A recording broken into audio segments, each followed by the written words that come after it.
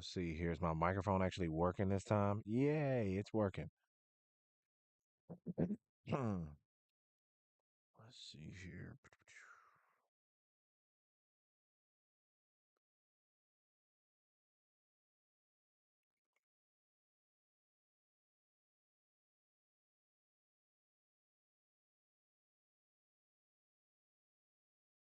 Well, I had to put some music on because that's what I like to do.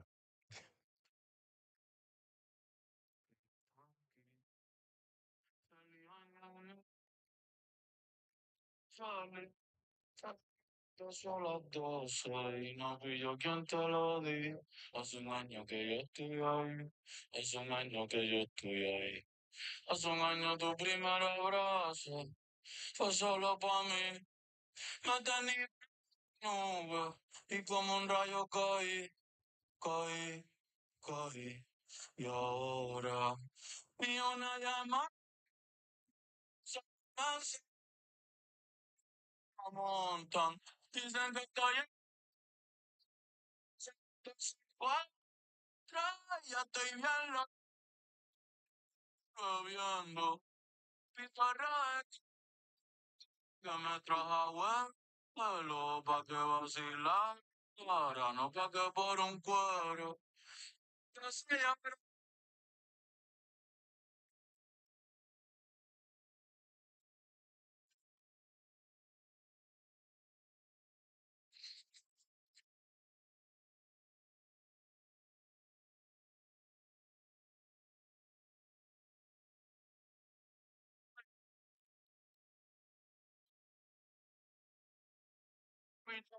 mi santo nunca llegó. Si tú no estabas aquí, pues que sí quiso Dios. Siempre supe que era mala. No te creas que soy ciego. Yo sé, y te ves. Y los síntomas trancaste. Y yo somos iguales. Nos veremos luego.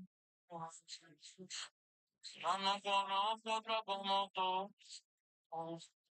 Solo malo te fuiste como lo.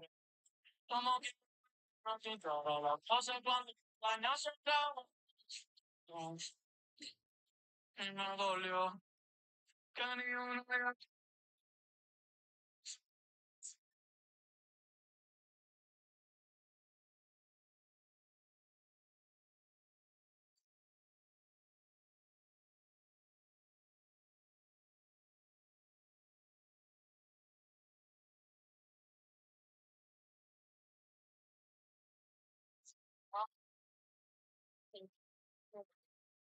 A la que se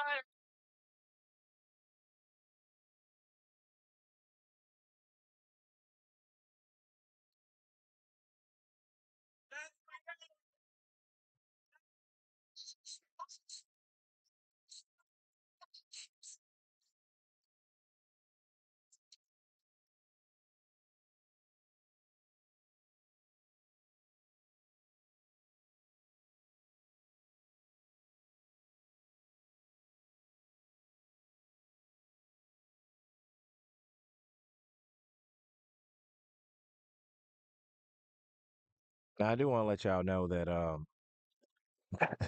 if anybody knows that Bad Bunny has been on my mind, I'm telling y'all, I'm not lying. I play this his music every single day. It is a nice way for me to kick my day off. Also, while I'm doing work on here, I know y'all know I sound a little raspy right now, but I think I got shot again. Which is crazy because I hadn't had anything in almost 25 years, and now I have seemed to caught some kind of mucus something two times in 1 month. First time was from my niece, and this time I believe it's from my uncle and my grandma. And both times is people not covering their mouths when they cough, coughing into the air, and not coughing in your arm, not cleaning your hands regularly like you're supposed to, and not wearing a mask. I'm down here in the basement, so I don't have to wear a mask down here. But whenever I go upstairs, I wear a mask. Just to let y'all know, I was cleaning door handles and everything with a not a bio, I forgot what it was called, but it actually will take the microbes or whatever out of the air and off of objects for 24 hours, but you can only use that as a defense for so long. so um I literally almost didn't do the space because of the raspiness and everything, and I got a little slight headache, but I was like, nah, fuck that. Oh, I'm not doing that. We're supposed to have Jennifer on today. She's gonna be talking about her life of being a Reiki master and a holistic counselor, which is really really dope. I'm really excited about it. And if y'all could like and repost, I would greatly appreciate it. Maybe leave a comment on how your day's going so far. I know if you was in Get Woke with Coke earlier at 8:30, then you definitely told what your goals were for today, and how you were actually feeling. But it's been a couple of hours since then, so things change. But I'm gonna play some more music just to let y'all know. Y'all gonna be y'all gonna be dealing with me for a little bit until she gets here. Her time that she'll be here is actually noon. Is when I will actually interview her. So y'all will be with me. I'll just be playing music as well, which y'all know I love doing. And if anybody want to come on stage and talk with me for a little bit till she gets here, I would greatly appreciate it. So I'm gonna play something else.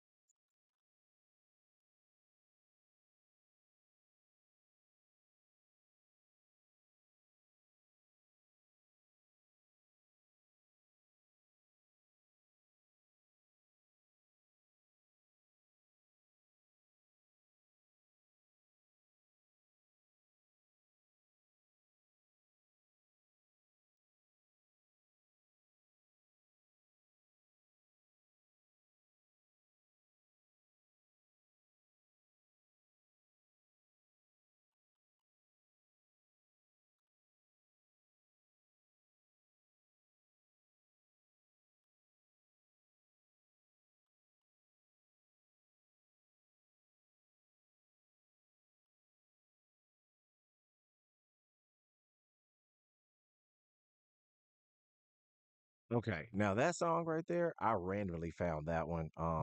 Listening to that Bad Bunny album, and I'm gonna be honest with y'all. I was dead sleep. And when that song came on right there, it was in the middle of the night. It immediately woke me up. And I was like, oh shit, I think I need to make sure I bookmark this one and put this in my playlist. Because that song is fire. Now I'm gonna let y'all know I do not know a lick of Spanish. Okay. Liz, you would know that. I don't know a lick of Spanish, but I know good music. And it doesn't matter what language it's in. If it's good, then it's good, and I'm gonna listen to it in any language. And that shit right there, it just makes me move every time. And if you on the live, you can see I'm moving. Um, so it's just great stuff. It's still been a good day, even though I don't feel like myself. But I'm still high energy. I do want to say shout out to Wallet Guard because I am definitely wearing the gear, and every single time you're gonna see me on lives, you're gonna see me wearing it. Shout out to Michael K. My all my shows are powered by Exposed Media, my Exposed Media family. Love all of them, and we just slowly taking over, and it's been a surreal start of the year. I'm gonna be honest with you though. The getting under the weather thing 2 times in a row in a month, that shit was not on my bingo card, okay? Not for almost 25 years and not getting anything. Um, so that part sucks, okay? But we're gonna definitely keep it moving. And I'm gonna keep in good spirits. I'm guessing nobody wants to come up and speak to me. Y'all just want to sit in the crowd and listen to me today. If that's the case, then so be it. But another thing I'll say is Saturday, I did almost a 3.5 hour stream. And how about I did not know that I didn't have no damn audio. Like I had no audio at all. Me talking on here and everything, you could hear that. But if you actually watch the playback, there's no audio at all. Like nothing. And I felt like a total goofball. But we all have our little mishaps. But I'm not gonna stop doing live streams. I'm gonna keep doing them so I can get better at them, as well as helping me to be able to edit videos, chop stuff up, put stuff on other things, so I can expand my reach and get better at this craft. Because speaking in spaces and giving out my knowledge of spirituality and things that I've been through, that's easy to me. That's like nothing, which is the reason why me being feeling how I feel right now, I still can give y'all like 100% me no matter what. Which I cultivated over time. But as far as like learning how to mess with this tech to get things on other platforms so I can really expand on this, those are things that I'm still learning. Um, because abstract, I still need to stream on that as well. And they like to make it difficult because y'all know now they put a paywall, but everything's behind a paywall. They only give you so much now, unless you're paying. And I kind of hate that. You know what I'm saying? Because you might not always have the coin to be able to pay for something. So if they have it to where like my advertisement marketing video or song that I video that I did for Jennifer coming on for the flyer, I did the song from Pharmacy Phantom. Shout out to them. I own the rights. I own that music. So I used it. But if y'all look, y'all can see the Opus um watermark kind of floating around on the screen. And I don't care if that's there. Like that's just what it is right now. But at least I can still use the product. And with a lot of things, they don't even let you do that. They just be like, nah, nah, nah. You can do it for free. You can sign up for free. You can use the actual product, but if you want to put it out, you're gonna need to give us some money, and that kind of sucks. But we're gonna keep it moving. I ain't letting nothing stop me. So since there's nobody coming up to speak to a brother, then I'm just gonna play something else.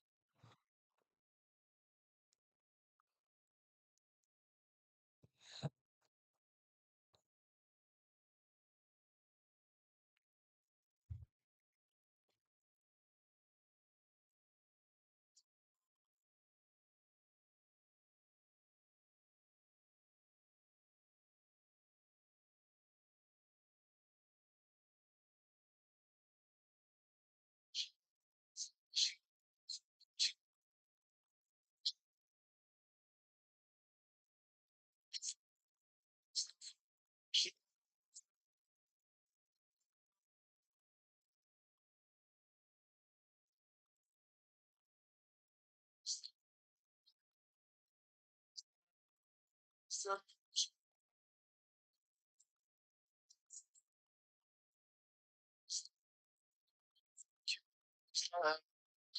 come from she don't wanna fuck on me. Let's be honest, argument. Right before it's obvious. Dance until the stars fall. Just to make you understand. You need me to come with me. Oh, my. She threw a prison you all down. But we was like another one. Never again on all. Just want you catch you see it. But I'm working on just bring on. And the beam I watch her back it up and counting. She got her walls up, but she don't trust them. She left a mark on my heart from the jump beat. I'm just a real baby girl, it's no front. She got her walls up, got me like she left a mark on my heart from the jump beat. All I do, all I need from you is all I see is a future with all from you is all I need from you is love. Cause you come from like that. No, I don't. I don't. No, I won't. Make it up just to break up. Oh, oh. With the sky, I thought, but don't piece of my heart. Wanna never find us here sometime. I want you to go with me this side. Go with me on this side. I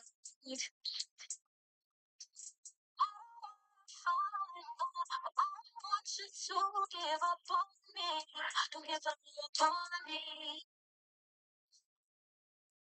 Watch her back and get dumping. She got her walls, but she don't trust me. She left a mark on my heart from that jumping. Hey, just for real, baby girl, it's no front. She got her walls up, got me like she left a mark on my heart from that jumping. Hey, all I want is all I need from you is let's see some future mix. All I want from you is love. All I need from you is love. Cause you come from love.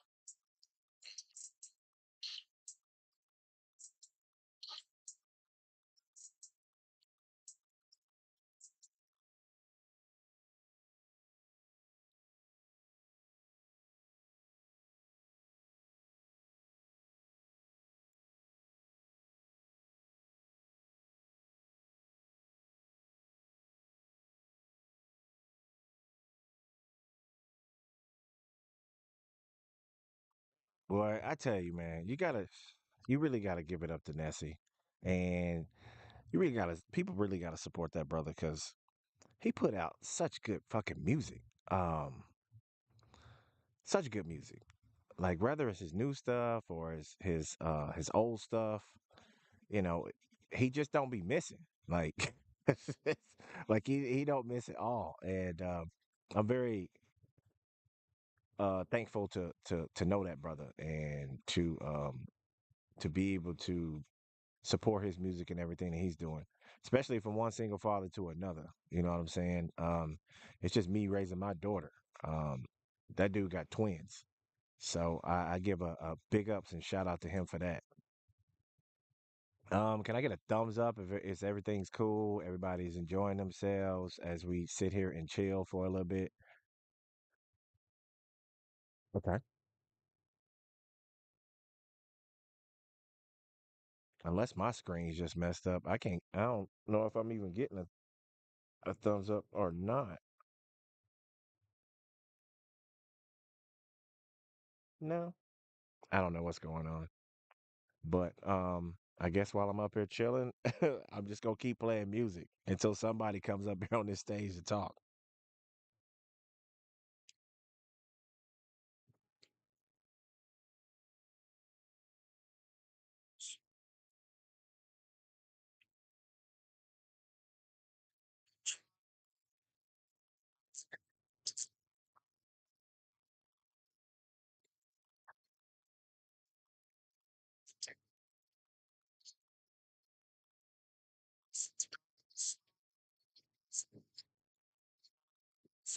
But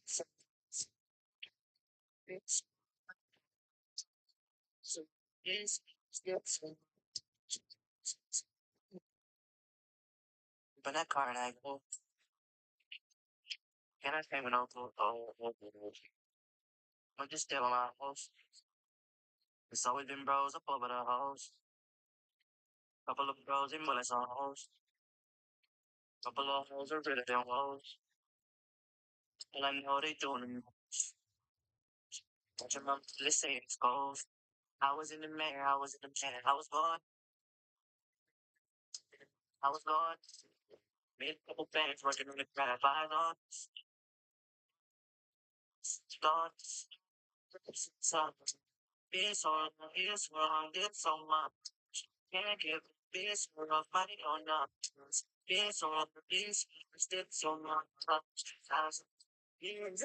Usually in here, but I got some life on it. So plenty nights when I keep the dice rolling. I invested plenty time just to keep the press on. Like those pockets in the face and all eyes on. Just I'm to take this risk because I'm it's urgent to summer. You taste the that you make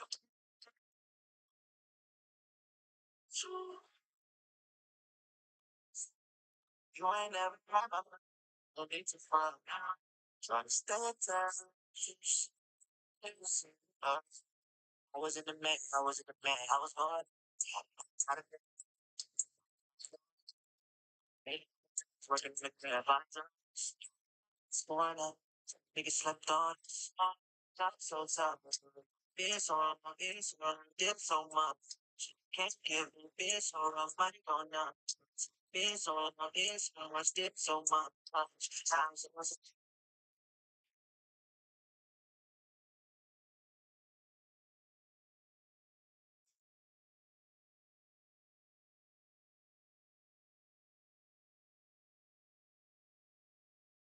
such a long run.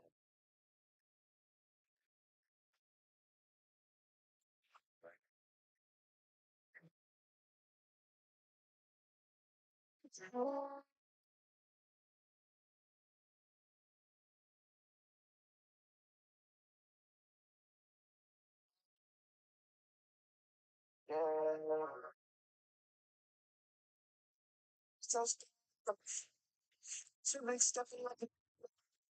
I really care about what you say. I'm too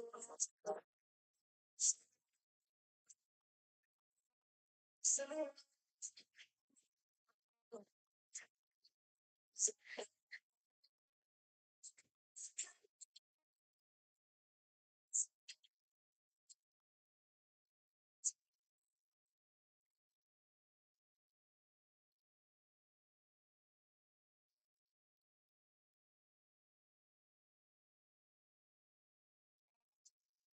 Tell them nothing but you can only but yeah, let me sleep on you. You just gotta know that there'll be seasons. You see them all, but you got this ain't no stop. And let's start. Can't nobody beat me. To be just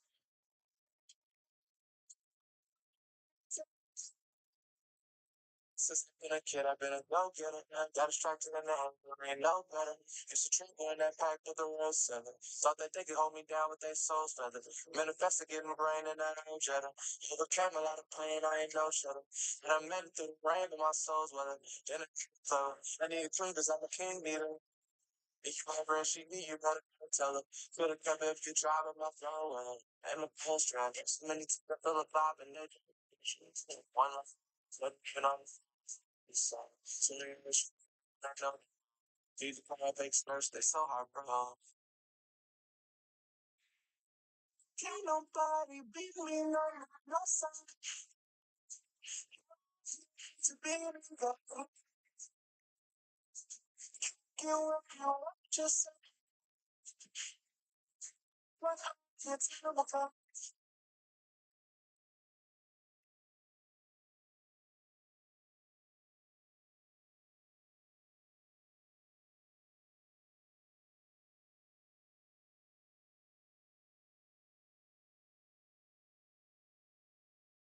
Okay. Now, that is very inspirational because that's really all we can do out here is work hard, and we know what the destination is. We know what we want at the end of the day.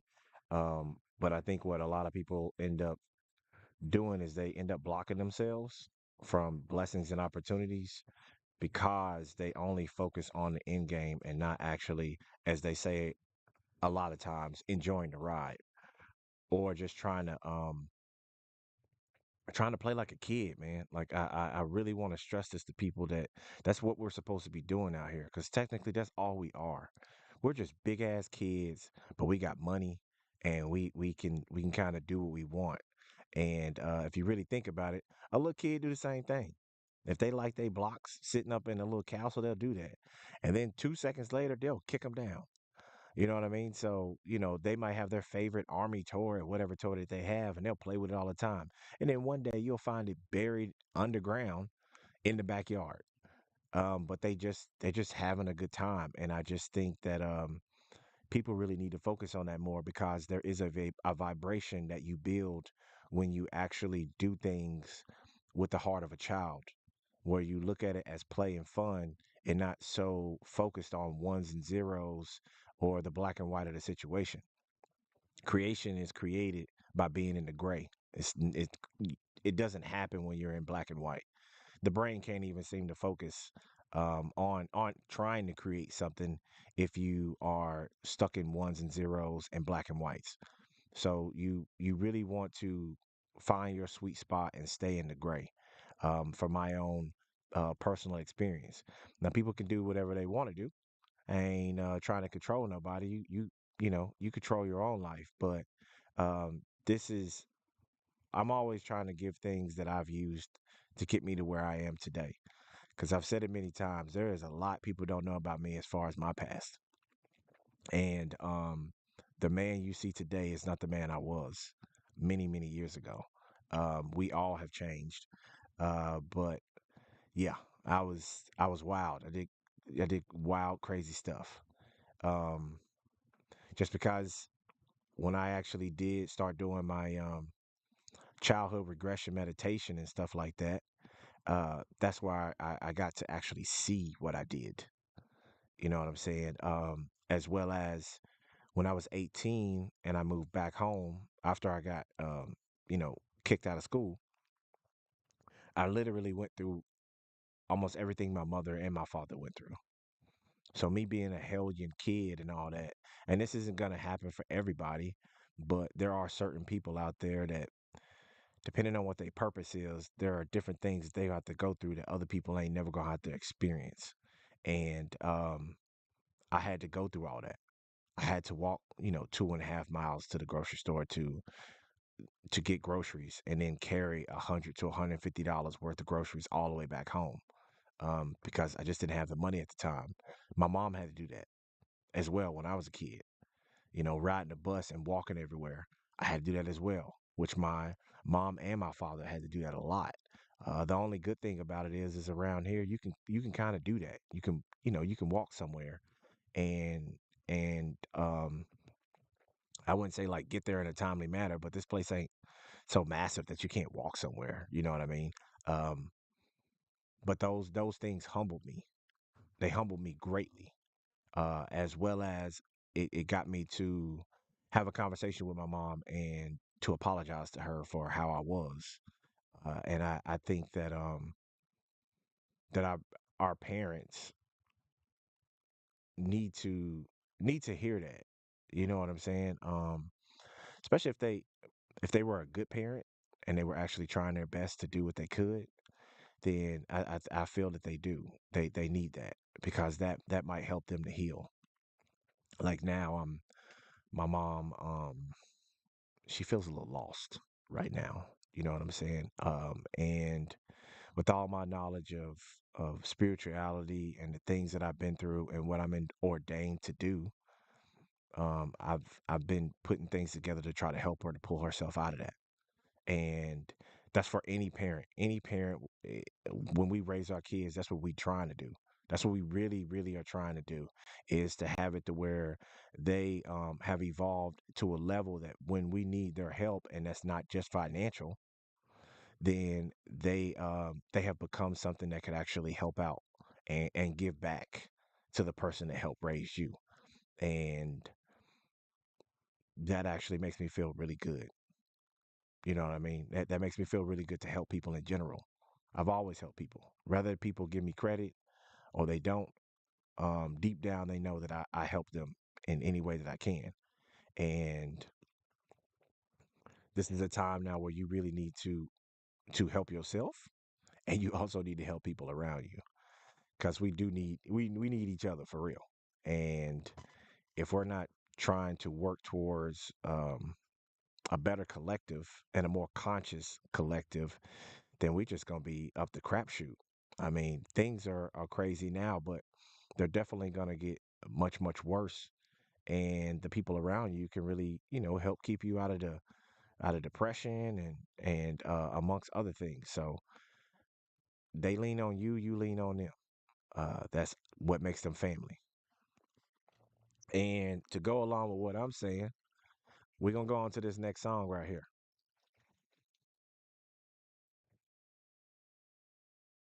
Yes, good afternoon. We're discussing the plausibility, two essential features of the philosophy of the movement. See, we have to decide what types of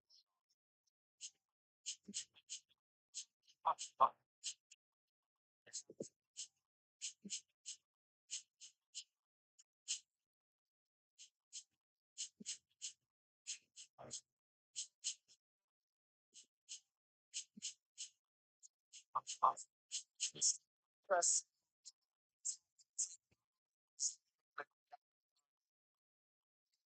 space six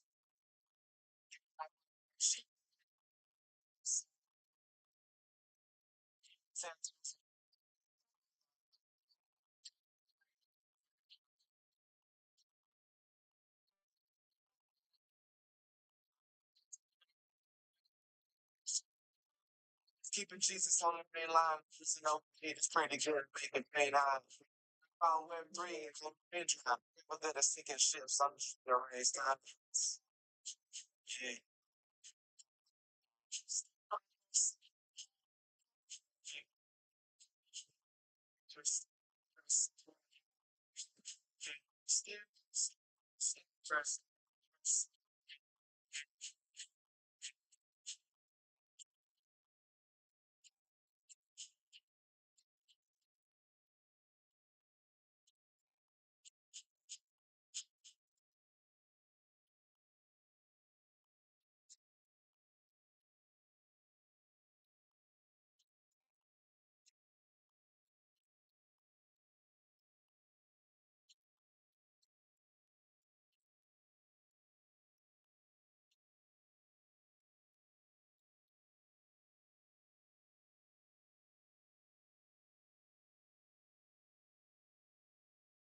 Yeah, man, you just can't go wrong.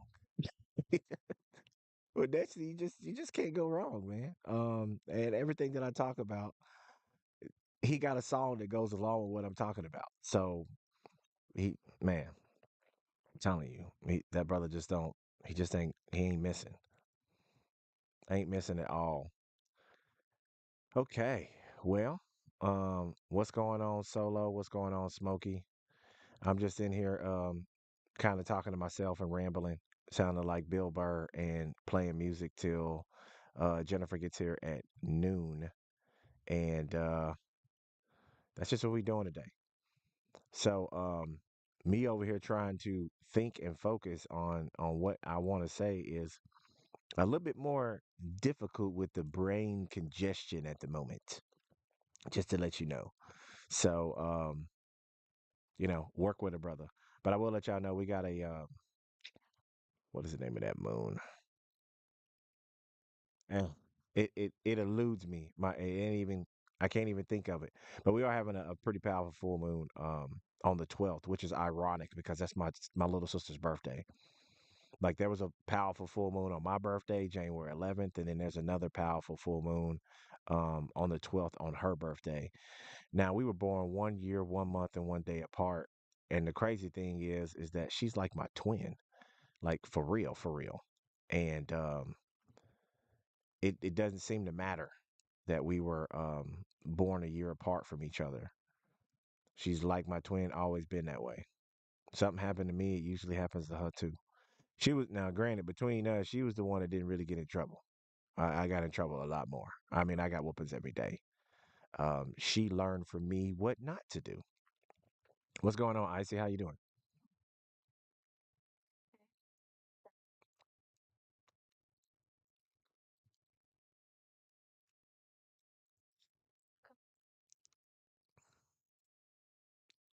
You know, I appreciate that. You know, I don't mind talking to myself normally, but today my the congestion in my head, my thinking isn't as clear as it normally is.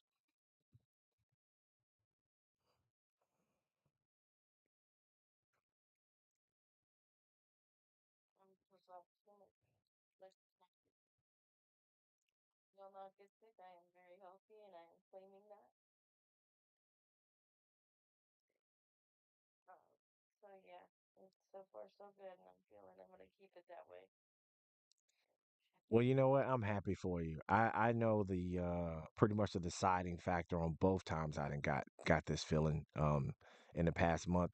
It's because both times lack of sleep. Both times I had like maybe 2 or 3 hours of sleep, and probably in a 2 day period it might have been like maybe 7 hours, which is supposed to be more than that. And you know it weakens your immune system the less sleep you have. So both times was lack of sleep. So they caught me slipping.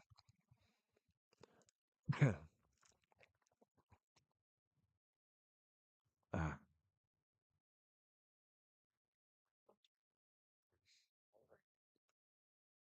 Like coughing like a madman, and I feel horrible, but but I've also been lifting and drinking a lot of water, eating the right food, so hopefully avoiding that.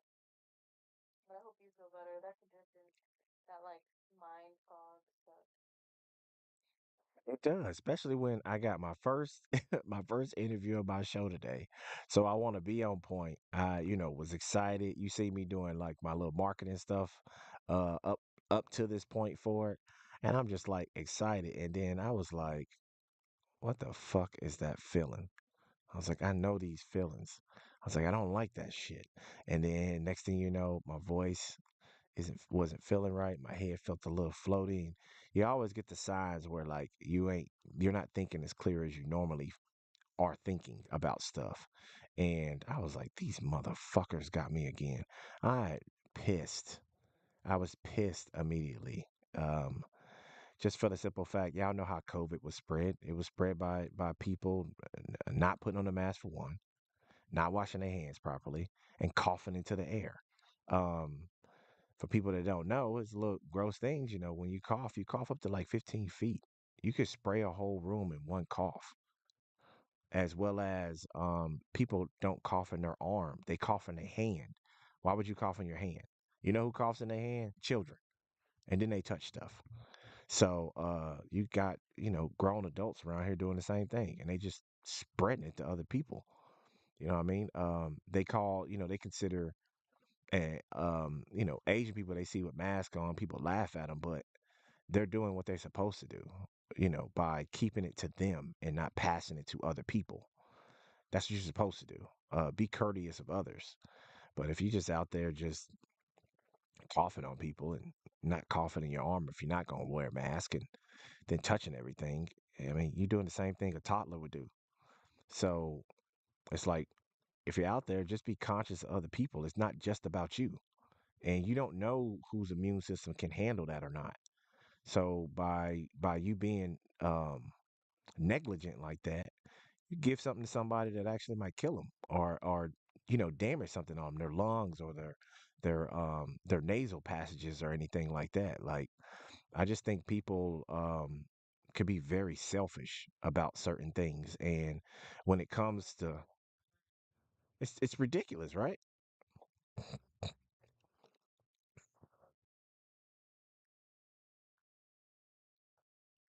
Like their kid can, and, or like an adult. And people just keep going around. They're like, "Oh, I feel fine." No, it's not about you. But like every night I've been, when the kids go to bed, I spray down the couch because it's not one where you can really like take off the fabric and wash it that easily. Like you can, and we do, but like not every single day because you can't really contain a toddler.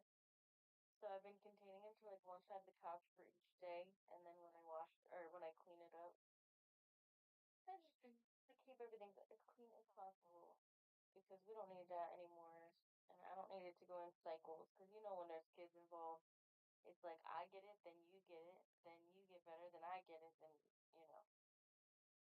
100%. It's like a merry-go-round, and I totally understand that.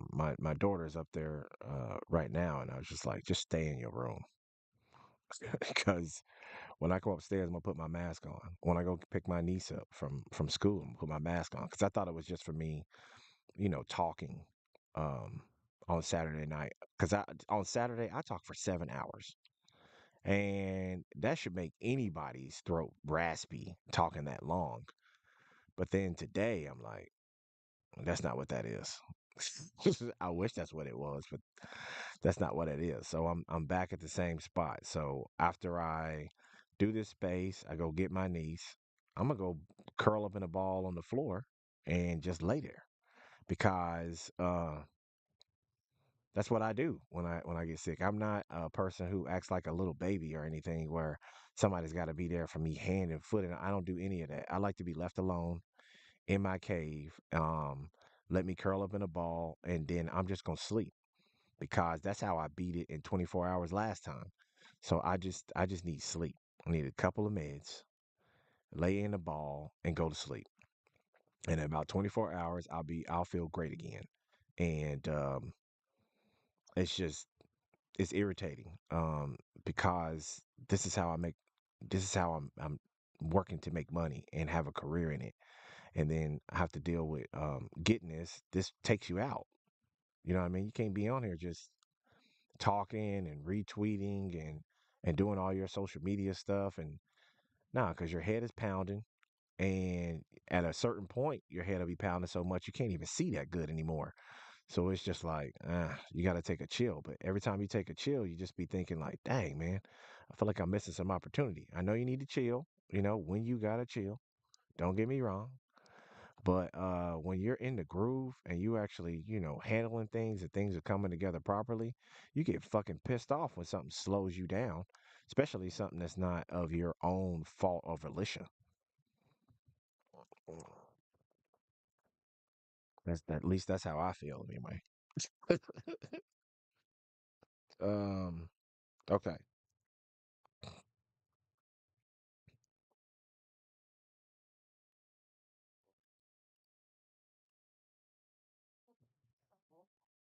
Yeah, it sound like you need more hands.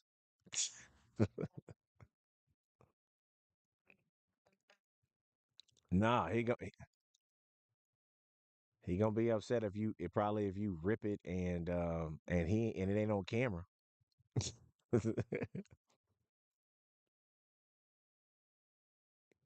It's like at least if he rip it, make sure you pull your phone out real fast so you can you can get it on camera for a little bit. Oh man, it's wild times right now. Wild times. Well, you know what? I'm gonna go into another song. Guys, it seems to be if y'all don't know, I got a fuck ton of Nessie songs in my playlist. So we just gonna keep going down the line. She should be here in about 14 minutes, but I say give or take. No matter who's in here, um, that's in this space, it doesn't really matter that much, all because it's recorded. People can listen back. We do have like 35 viewers that I appreciate over there watching me live. So I am definitely thrilled and pumped about that. Crazy part is I'm sure that my audio is good, but I won't really know till it's over. But I see the little dial or whatever going up and down. So I'm pretty sure we're good. The other crazy thing before I play this song is that on Saturday night I could not figure out like you know how you be messing with your computer, but I'm not realizing that people are actually seeing everything that I'm doing. So I stopped looking at like messages and everything because I was like, fuck, that's all being broadcasted. So before I started this space, I had to figure out like how do I take my actual camera and make it the entire screen so people cannot see what I'm doing in the background. I don't know why that didn't pop in my head Saturday night, but it's what I'm doing right now. So can't nobody see what I'm doing. We learning out here. We all learning together.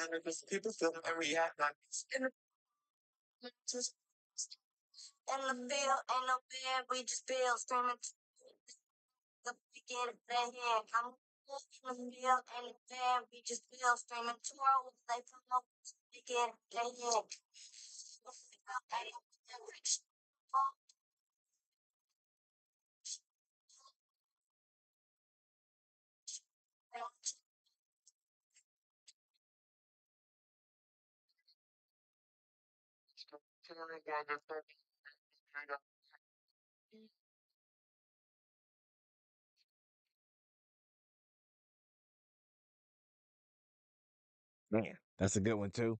Um, that's a good one. I definitely I'm definitely feeling the energy off of that. I don't know if anybody out here has just felt like a I don't know like the universe or something and put a battery in your back, but I don't know. Right now I'm just like I just been creating stuff like crazy. My creativity of what I want to do and accomplish has been on very high level right now, and I just been going. Trying to put out as much um well not trying to go too crazy with putting out too much content because I got to edit all that stuff, but actually learning new methods and new things to put out content and not I guess you could say not kill myself to be able to do so. There's a lot of cool methods out there of learning new stuff, learning new skills, and I feel like my journey for to try to get to this next level is like really just begun, and I'm not mad about that at all. What you been working on, Icy? You been working on anything? If you can talk. No, I think she wrangling up kids right now or something. So I'm not going. I'm not gonna put you on the spot with that one. But just um, just trying new shit, man. That's what I'm doing. I'm trying new things and thinking about all of the things that I wanted to do before that I just sat around thinking about that I never did. I'm just doing it. I'm not sitting around trying to ponder, think about how it's gonna work out, if someone's gonna like it or not. I'm being honest with you. Fuck it. I don't fucking care. Like if you don't like it, that's fine. I'm not going to stop you from liking something. But the difference is that I'm doing something for me. And if I'm doing something for me, then I'm always going to be good. Excuse me on that one. So, I can't be mad about nothing. If somebody don't like something, we just keep it moving. That's just really how the game plan goes. And I think I got a perfect song to go along with "Fuck It." You know what I'm saying? Hey, what's going on, Ness? I see you just pulled up. I'm playing like a lot of your playlists while we sit here and wait for Jennifer to come into the space.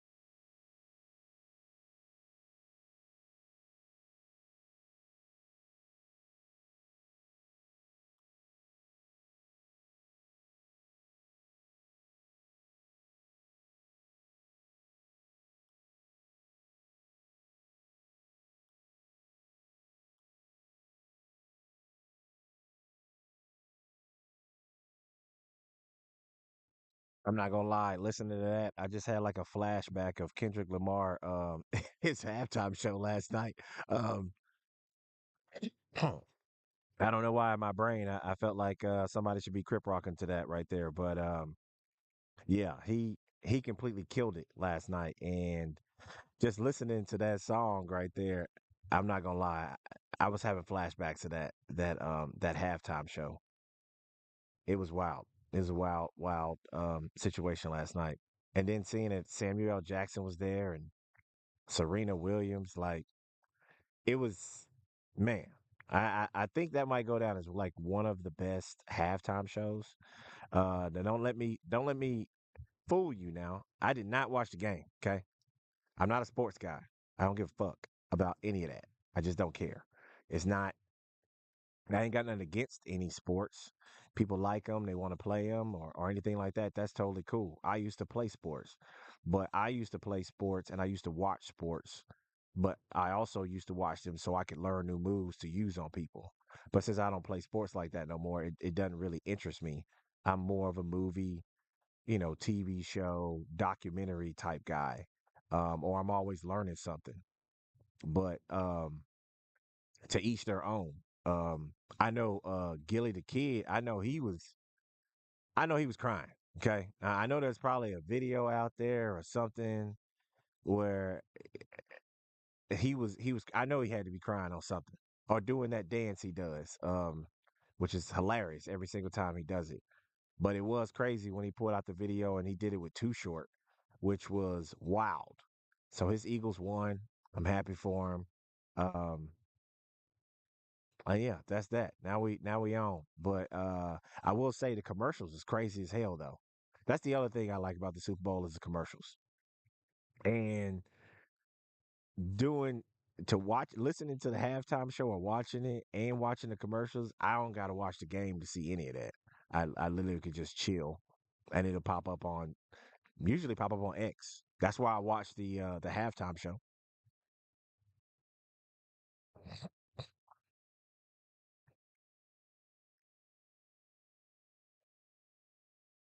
I mean, yeah, I'm with you on that.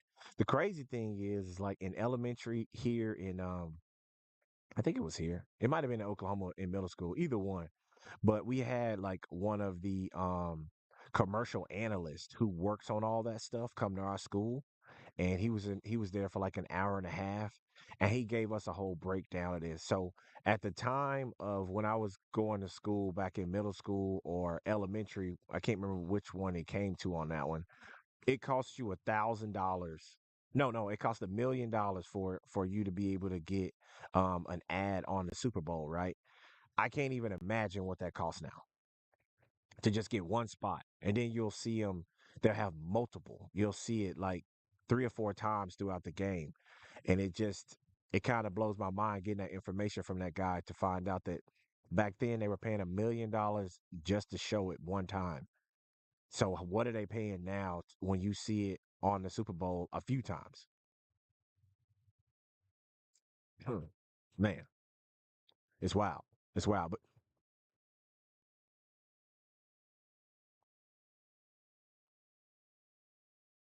no, I did not see Kanye's commercial. What was his commercial about?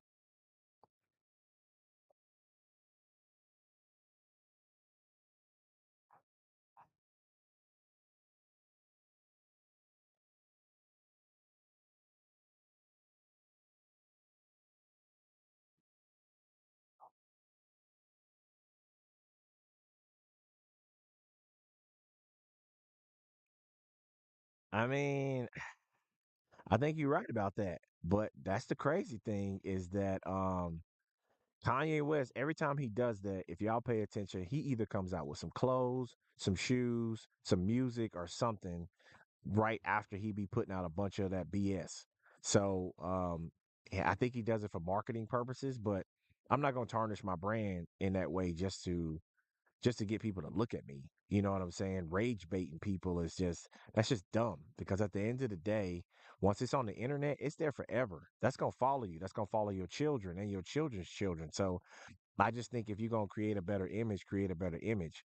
The funny thing about him having the woman that he with, out there pretty much nude all the time. Um, there was a gentleman, I believe he was either in Africa or it was in America, where he would have black women that he was with, and it was an old white man. He would make them dress just like that. So some people are wondering, is he trying to do that as a trope to the white guy that used to do it to black women and have them walk around looking like that? Because there was a guy that did that.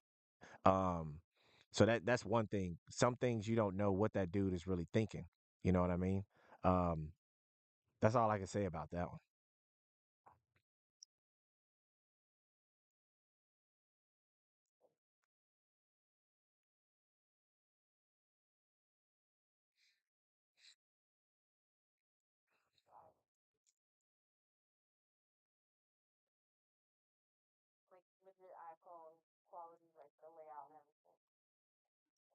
That's just wild.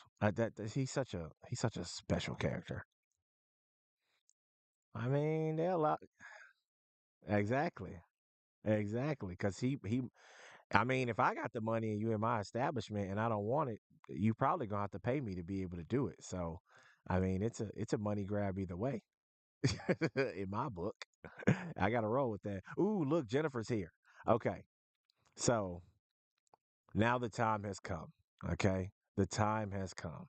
Um, I will say that Jennifer has a very long bio, which which means Jennifer has been out here grinding and accomplishing so much stuff. So, Jennifer, can you help me out? How do you pronounce your last name so I don't butcher it?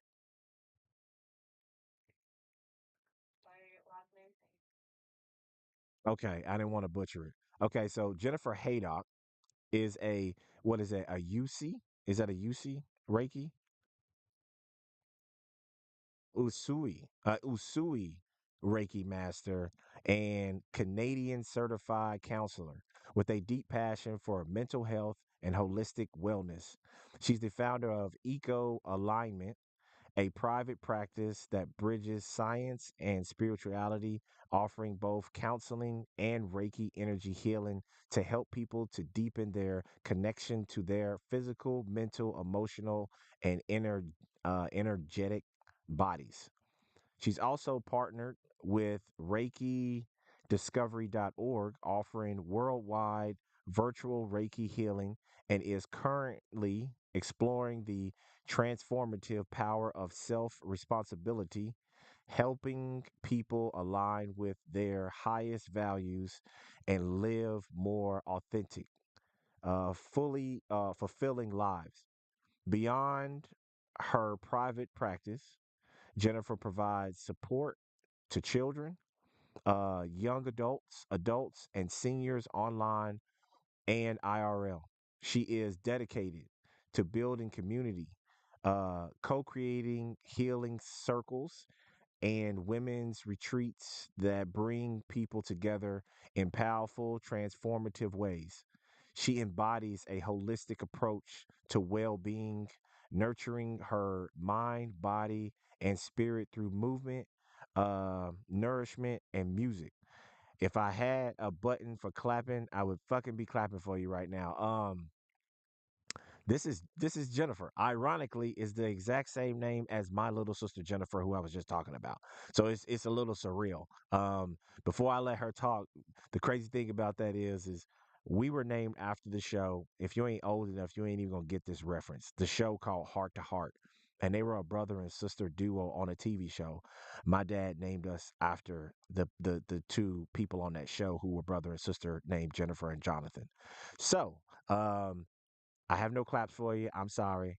But Jennifer, nice to meet you and finally get to hear your voice.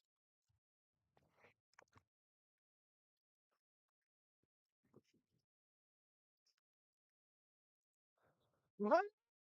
It's all good. It's all good. We here. We having a good time. So let's see here. How do I want to start this off? Okay, so what got you into being wanting to be a Reiki master and a counselor?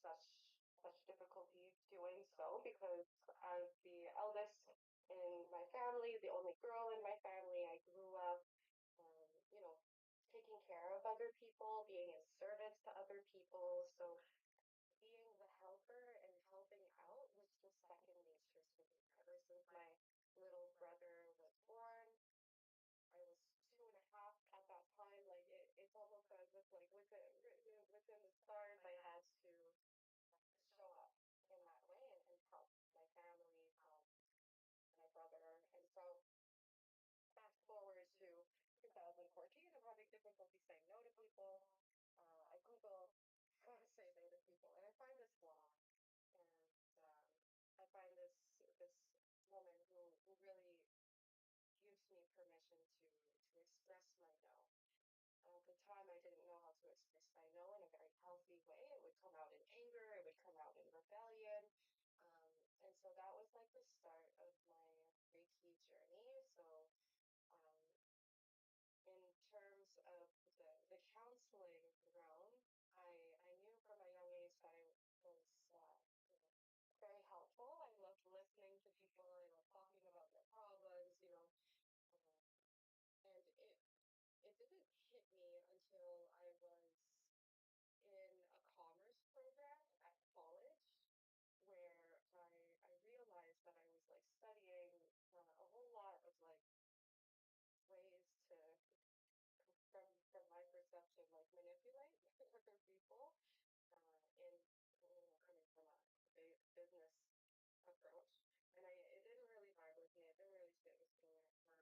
I followed the crowd in high school. Everybody went into business, so like, why not become like a badass business bitch? Like we love this growth. Women can totally like take the lead and make a lot of money. But then I realized that in there, when I was in the program, that it wasn't aligned with my highest values. And so when I expressed to my parents how I didn't know what I wanted to do, but I knew that it wasn't um, going into that realm, they they met me with a whole lot of support. And so I ended up doing a lot of studying in social sciences. When I went into university, I had applied for psychology because I realized that I feel like my nature is not only help people, but to master the art of helping and become a psychologist. After many years of studying, I found myself completing my master's in counseling psychology, and now I'm a Canadian certified counselor. Super happy to have the title, have the piece of paper to prove that I can help, bring healing to the world. And so now in this position, I'm in a place where I want to really help empower other people in the way where they don't necessarily need a degree to help bring healing to the world. They could just be themselves, and they can really, develop greater self-awareness and um, really align themselves with their truth. And when they come from that place, there's so much magic, there's so much power, and that is healing in and of itself. That is helpful in and of itself, especially in a world where it's so easy for us to put on a mask and put on a persona. And I've worn so many different masks and personas in my life. I still do. I still do. And I'm still learning how to heal those layers. It comes to a point where I'm very passionate about people living in their authentic truth and being who they are. So that's a little spiel. Okay. I like that because some of the things that you actually like went to school for, um, I just learned. I'm a I don't, as people say, I'm a different breed. Um, but yeah, like learning how to manipulate people or whatever. I've been doing that since I was a little kid. This my ability to be able to tap into someone's emotion or their, I guess they would say, light body. Has always been easy to me, and I didn't know what I was doing. I talk in a lot of my spaces that a lot of the things that I've been practicing my whole life, I didn't know what names they were. It's just something that I have a lot of ancestors around me, okay? Literally an army, thousands of them around me all the time. And they been telling me stuff and teaching me things all the way up to this point. It's just that I wasn't conscious enough to understand what was going on when I'm a little kid. So I think it's really cool to find out like your how you actually got up to that point and following the crowd and being a people pleaser. We in the same boat on that one because I've ran into that a lot, as well as the doing stuff when you know damn well you don't want to do it. Yeah, just to be pleasing people. Yeah, I've done that too, and what ends up happening is that, in my personal opinion, and from what I've learned, um, they end up taking a piece of you. Like your shields are completely down when you do that, and a lot of people don't realize that. Like, oh, I was gonna be doing this, I don't think I want to do it, and they were feeling good, and then when they do it, everything around them in their life seems to be crumbling. It's because now someone isn't in your bubble. You're in somebody else's bubble. So whatever craziness they got on going over there, now you become a part of it. So if you don't want to do something and you feel it in your spirit not to do it, you probably shouldn't. And that's going to be a hard pill, especially for people that are people pleasers. And I'm sorry, I kind of went on a rant there, but but I like that you got the credentials. I'm gonna be honest with you. I'm never gonna go to school to get any credentials on that. That's just not me. But I guess I would be considered more of like a shaman type person. And universe has been teaching me a long time, and I want to be able to get out there and actually have sessions with people and get them to work through their traumas and past life regressions and childhood regressions and different things like that to get them to feel much better. And it might take a lifetime. You might not even get that done in this lifetime. You might come back and it might be the next lifetime. Some people don't believe in reincarnation, which is fine. You don't have to believe in it. But just because you don't believe in something don't mean it ain't working. It just means you're not tapped in enough to be able to use it for your own benefit. Is how I look at it. But I'm gonna let you keep going.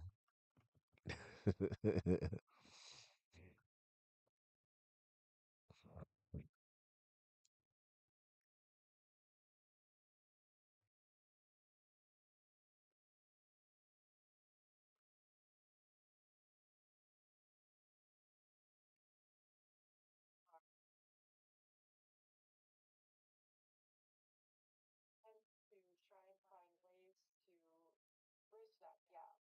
And so I know that for myself, like having gone into the education system and learning a lot of schools there, it was very beneficial. But also on a whole other wavelength that everybody else is already operating from, we have experiential wisdom and knowledge from just being a human, living our lives. And there's a lot of um, there's a lot of lessons that we can learn just by being very present with our family, with our friends, just being a human being who feels a whole lot in this world. And so I think that right now in our society, there's this huge wave of people um, coming to the realization that they can be helpful and they don't need a degree to pursue that. And there's a part of me that always, you know, thinks about, what would it be like for me to have just gone into the healing helper realm without having gone through the whole education system? Like my life may look different. Um, but I got the credentials because that's what society told me to do, and I took that in and really internalized that within my reality. Um, and from there, it's like, okay, now I can come from a different place where it's like I didn't don't necessarily need it. Like, I mean, I went through all of that countless nights writing essays and papers last minute, and like okay, now what? And what was really interesting in my personal journey that I'm still like figuring out now is how to translate all of the theory, all of the knowledge that I learned from an academic realm to like, you know, like normal people talk. Like as you can tell, like my vocabulary is it's almost like essay like, and I'm just like, oh my goodness, like sometimes I sound like a like a robot, you know? It's just part of who I am, part of my journey. So like I think there's a lot of beauty in being able to translate everything that we learn from our experiences into words and into language that other people can receive and digest. That's my point. Mm. I totally get that. Mine is the crazy thing is the mantle that I've told the story many times. I was 18 years old. It was a full moon outside, and I was here in North Carolina, and they asked me, "Do you want to go on this path? You can either take up the mantle or not." And I was like, "Well, I want to take it up." Now, granted, I went through some stuff before I really like fell into giving in to the path. You know what I mean? But that is where things changed over for me because my friend who is an actual witch, she comes from a long lineage of witches. She's done some some mind-blowing stuff. Like this woman's so good. She knew what was in my bathroom and she's in Colorado. And I had like got out of the shower and everything before I even seen her. I mean, talked to her on the phone, and she was like, "How about you do me a favor?" I'm like, "What's that?" She's like, "How about you go in there and pick up that green towel you got sitting on the floor, and hang that up because it's wet." I was like, "What the fuck?" Um, but it blew my mind. So, and she told me, she's like, "You've already opened the door." She said, "When you work with me, we're gonna open it all the way. And once you open the door, you can't go back. Just to let you know, you can't turn it off." So me being I'm a bunch of things. So me being like an empath as well as a energy vampire and some other things. It may go over people's heads, but if you look it up, those are things, and those you're around those people all the time. They don't even know what they are, and they may be sucking the life from you, and you don't even know it. But they don't even know they're doing it. And these are things that I've learned from just watching documentaries and stuff, listening to Audible books, and my ancestors literally telling me. It's never a man that tells me things. It's always a woman. And I had this crazy thing that I thought was a dream, but I realized the next day it wasn't. I go to sleep. I end up in a very old town that's probably from like the 1910s or 1800s or something like that. It was like a shanty looking town, but it had a water fountain in the middle. There was a black cat there, and this black cat was talking like Sabrina. The black cat was talking to me, and I'm like, "So what am I doing here?" They was like, "Well, here you about to meet her," and I'm like, "Meet who?" And he's like, "You'll see." And I'm like, "Nah, I ain't with all this. I'm about to leave." And the cat looks at me all weird, so I try to run, and it was like one of them cartoons. I run out, and I end up back in the same spot. And the cat told me, "You can't leave until you decide what you want to do. Now it's time for you to make a choice." So this was my other initiation. So I was like, "Okay, so where she's at?" And she's like, "She'll be here in a minute." So the cat walks away. The cat walks into a little shack house, a little beat up old shack house. Like I'm talking about this town looked like during slave time is what this little area looked like, which kind of tells me something at this point in time. But um, next thing you know, a little old lady, a little old black lady comes out, got gray hair and everything, and she's like, "Yeah, I'm who you've been waiting to see. So what are you gonna decide?" And I'm like, I thought about it, and I was like, "I'll take the path." And she's like, "Okay, if you're willing to take the path, then you're on it now. So your life is gonna be completely different than anybody that you'll ever meet, and you'll go through some things that you think you can't make it through, but you will because." you're ordained to do what we're about to, give you the abilities to do. And next thing you know, I was like, so hold up, now where's that cat at? And she said, come on, silly, I was the cat. And then bam, I wake up. And that is that was the second part of my initiation to me being what I am today. I know that sounds a little it might sound a little wild to people, but man, y'all have no idea what kind of life I live outside of X. Oh, yeah.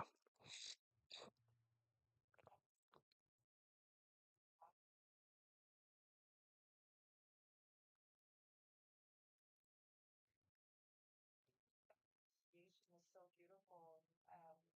Black cats really stand out.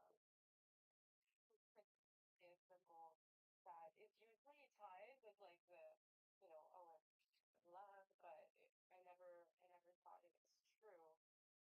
And I think that within your experience, there's that question, like you have to decide what path you will take. It is your decision to make.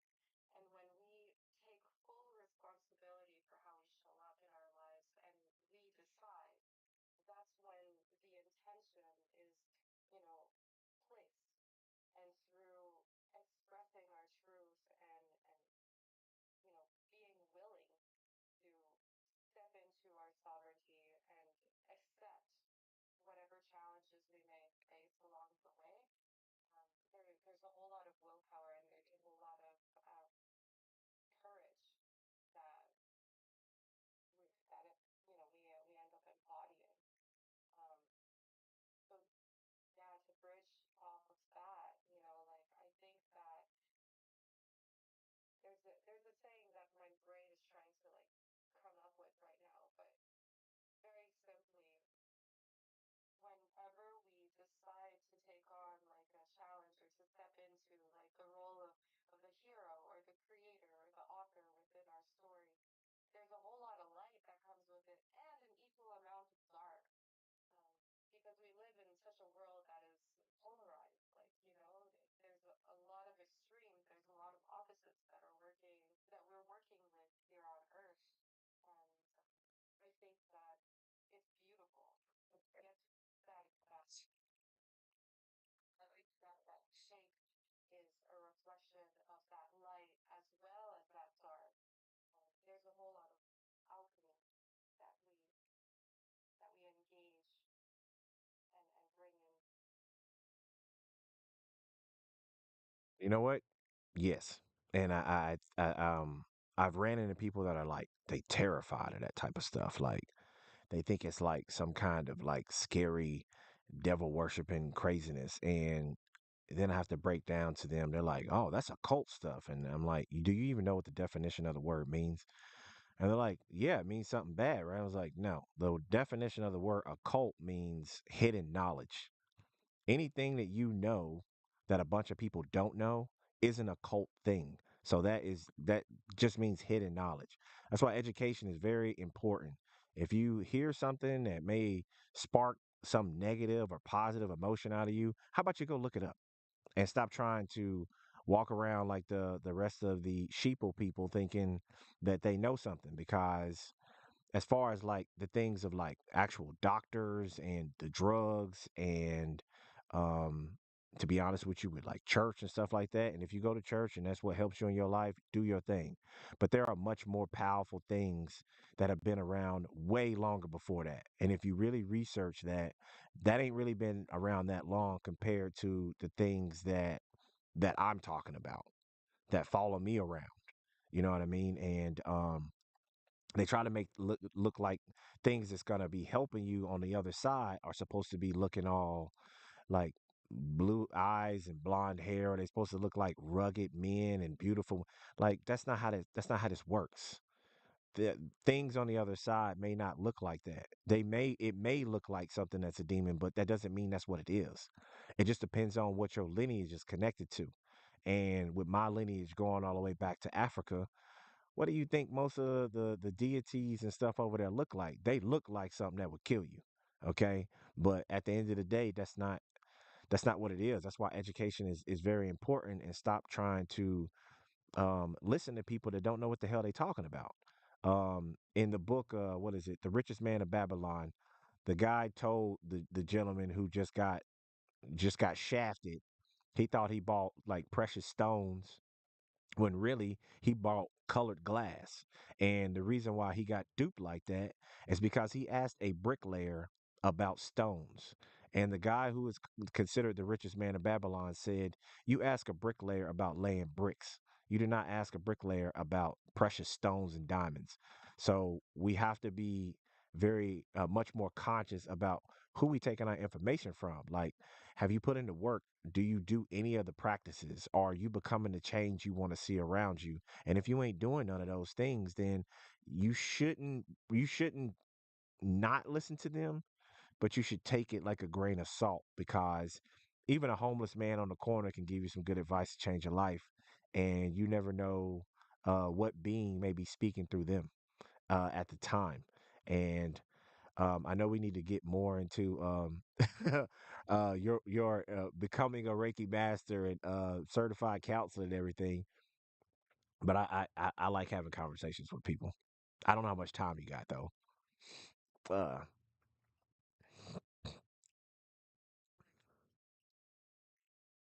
okay.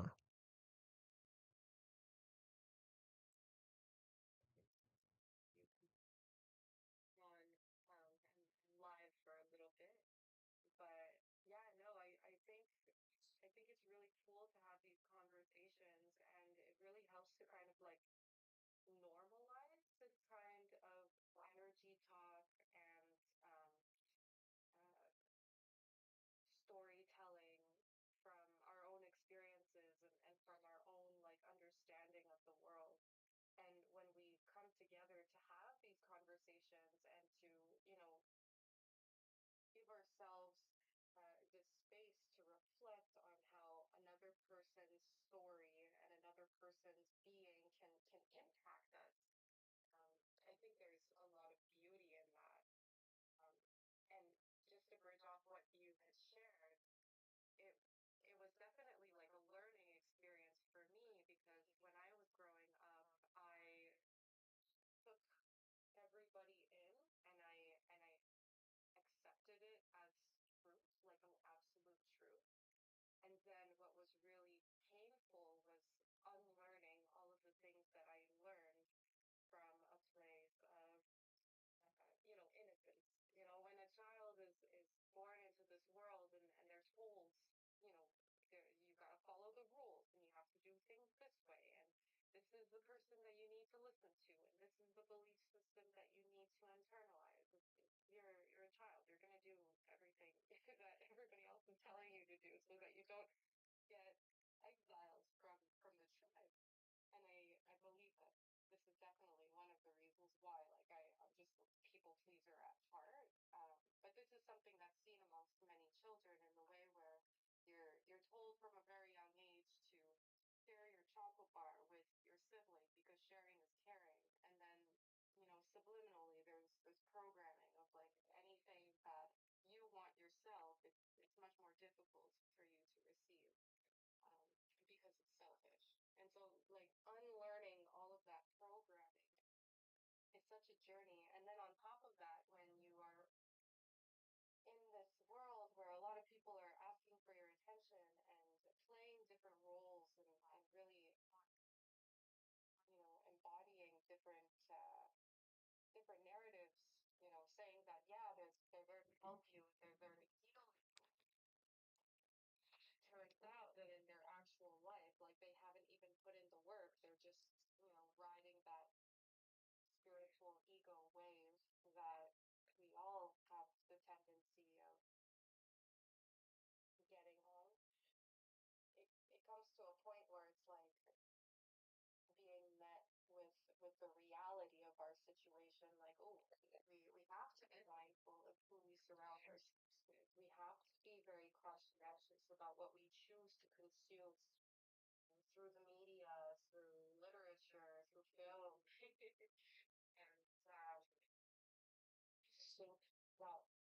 think that awareness and bringing our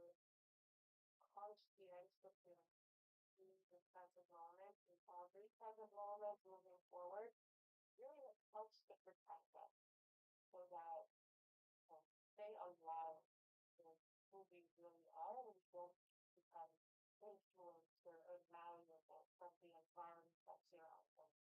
And I mean, I'm not perfect on my end. I'm still seeing and learning how I can still very much like malleable and interesting to go by and other people that I think on pedestal. But I think that the real unlock is when see ourselves as worthy and see level out the playing field. And it's when our own research, uh, which goes back to the whole getting deeper how the things go. And that's doing like initiation to get off this feeling path. Now is to help others express themselves. And when we express our no, we're also expressing our yes. So it's, yeah, it's really, this is such a really good conversation. I am too, especially that I got somebody that can go back and forth with me, and we can dive deep into this stuff because this has been my whole life. Like people do not understand. Like everyone has their past. Everybody has their different things they go through. Um, and I understand that. But I will say it is something different when it is a spiritual path and you're supposed to be you're born and you've been automatically ordained to be something that you don't even know like what the hell is going on right off of the bat. Like I've been called preacher since I was a little kid, and I ain't never liked that term at all because my mom will tell you I ain't never liked the church before I was born. She step into a church, I go crazy in her stomach. And that's just because it's obvious that I've probably been here a few times and that's not what I was practicing. But my homegirl, she told me, she was like, you shouldn't be worked up about the term someone calling you priest. And I'm like, well, why not? Or preacher. And she was like, because if you're a shaman, that's what you are as well. That's what it would translate to. So that completely changed my thinking on that. And I really enjoy helping people. You know, I my personality and how I am and the energy around me, I allow people to completely be who they are. If they completely break down and cry, whether that's a man or a woman, because it's happened with either, with people being around me, I allow them to do it. I don't judge people for that. I don't judge people for what they say to me. Um, I'm able to do the duality and see both sides. And maybe that's because, now, granted, I'm a very nice person. I like helping people, but I'm gonna let y'all know something. I'm a natural born asshole. Okay, I was an asshole until I was like close to 20 years old. Okay, so I was that kid. So when like the scene from Batman that Bane was talking about, I was born of the dark. You know, that resonated with me because that was true. That was me.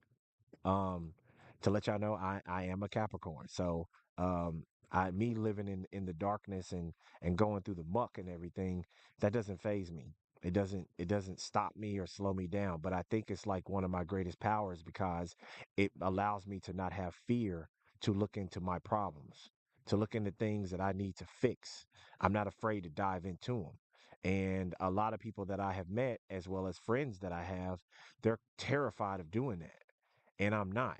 But that's because I was already of the dark. So if I was already in the shadows, then coming to the light is like a cakewalk. And every time I need to reach back into the dark and do my shadow work, um, I have no fear of doing so. And I don't need someone to be around to help me with that. People who need counseling and things, I have no qualms about that. Because my daughter, when I got my daughter full time, she needed counseling for all the pain and all the trauma she had been through, being with her mom.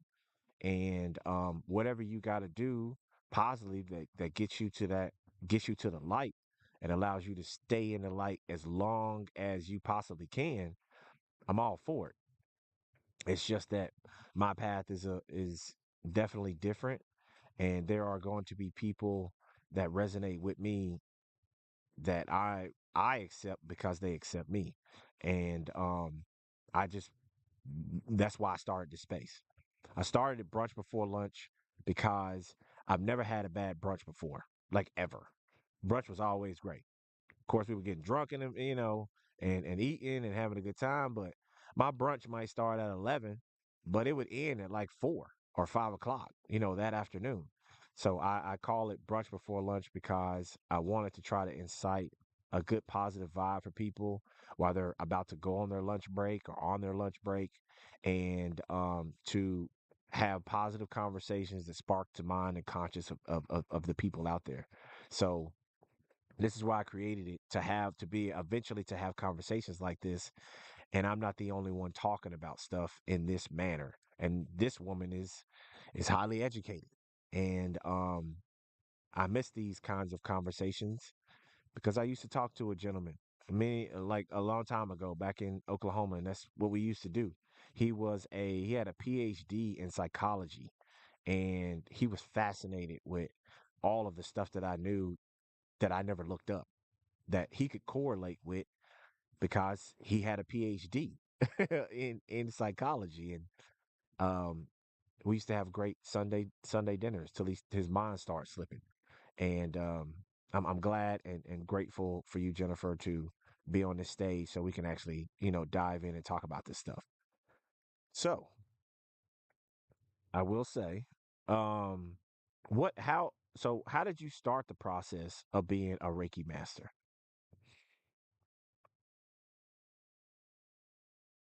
Grateful. Thank you for creating Brunch before lunch. It's so that like before opening the page for thank you for clarifying. When it comes to, you know, getting on the Reiki path, it first looked like me going to a Reiki healer and receiving Reiki. So for all of you out there, if you don't know what Reiki is universal spiritual healing energy. And so when a Reiki practitioner is giving a Reiki session or giving Reiki to somebody, they just open themselves up like a channel. You can imagine them like a flute, and the Reiki is the air. It's the energy that goes with the flute. So when I was receiving Reiki from Inga, he would be channeling that universal spiritual healing energy through her, and then really setting the intention to align my chakras. So when it comes to Reiki, we are looking at the chakras, we're looking at, the imbalances and the blockages that we may perceive on an energetic level within the body. And when I went for my Reiki healing sessions, what I noticed was how I would, see things with my eyes closed. I would feel a lot of emotion tied to specific events that would happen in my life. And I really appreciated, you know, having the time to explore everything that came up from one session with another person, and then to receive like additional like homework in the sense where it's like, okay, like I'll hold on to this little crystal that will like, help me in my journey. Or oh, I need to just have a deep dive. I can explore myself a little bit further in this idea through journaling. Or oh, I have so much energy right now, I can go for a run. And really like embody this activation that's showing up for me right now. So I received a lot of benefit from Reiki, and I didn't know what it was going into a Reiki healing session, and I didn't want to like do research either. There was a part of me that wanted to go in a little bit blind to experience with that, and it's the kind of approach that informs my work whenever I'm holding space for another person. It's nice to know a little bit of a background story of like where they're coming from and everything. Um, but I think at the core of all of this, energy doesn't lie. And when we trust in our own intuition and our own capacity to read other people and to receive other people, um, there, it just becomes like another language that that we develop. So after receiving a few Reiki healing sessions, Inga had, proposed becoming a student of Reiki. So like receiving an attunement and actually like learning how to channel the universal spiritual healing energy and you know, being able to give myself Reiki and, give other people Reiki. And so this was a path that was offered to me, and I said yes. And I'm very happy that I said yes because it's definitely been an integral part of my healing journey. Like as I was going through the counseling realm and learning things from a very like academic and theoretical level, like there was a lot of things that were happening in my life that were super chaotic, and Reiki helped to like balance everything out.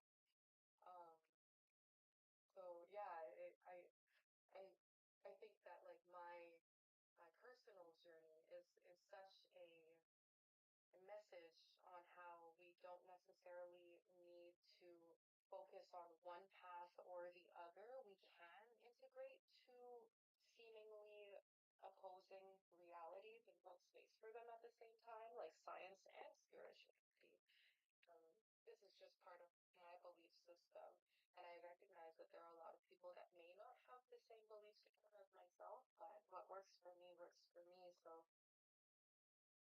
that's the message that I'm really anchoring into right now. And I think it just goes to show how like healing can look different. It doesn't have to copy or replicate some system that's already been in place. And it's so okay if like people are more traditional and they really receive a lot of value from that that approach and that direction.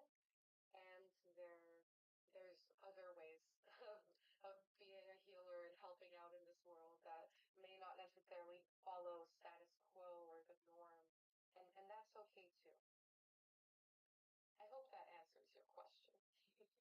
No, no, that definitely answered my question in great detail. So I greatly appreciate that. I believe that if I'm really thinking about how you do Reiki on yourself, I believe I've been doing that to myself for some years now. Because I collect crystals, and right now currently I have I guess it would be they consider it like a stone egg. It's like the egg of Sheba. And this stone that sits at the river as it's rolling around, it actually creates like the shape of an egg. And it turns out that it actually is supposed to cleanse and like energize all your chakras. So between that and the black tourmaline, I noticed because I experiment with putting crystals around my neck. As you can see, if you're live, you can, if y'all watching me on live, you can see all the crystals around my neck. Um, I put them under my pillows when I go to sleep to see what how I feel the next day.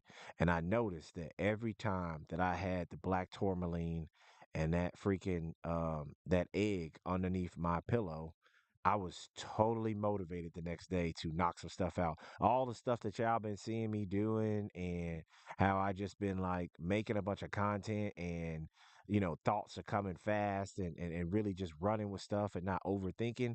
That's literally, I literally have that egg and the black tourmaline underneath my pillow every single night when I go to sleep, which is wild to me when I actually, acknowledged and noticed it and actually did something with it. And there's just we're all out here just supposed to be experimenting, man. That's really what it boils down to. We're just experimenting and seeing what works for us. What works for you might not work for somebody else. Um, Kind of like I pray in the shower, and I pray in the shower because it amplifies my prayers. But not only uh, does it amplify my prayers to pray in the shower, I'm connected to water deities to begin with. So it really helps me out more. But when I told some people in my space, brunch before lunch, they started using it. And a couple of months back, they were like, bro, that changed everything by me praying in the shower. And you're supposed to be doing it with cold water, or as cold enough water as you can actually stand.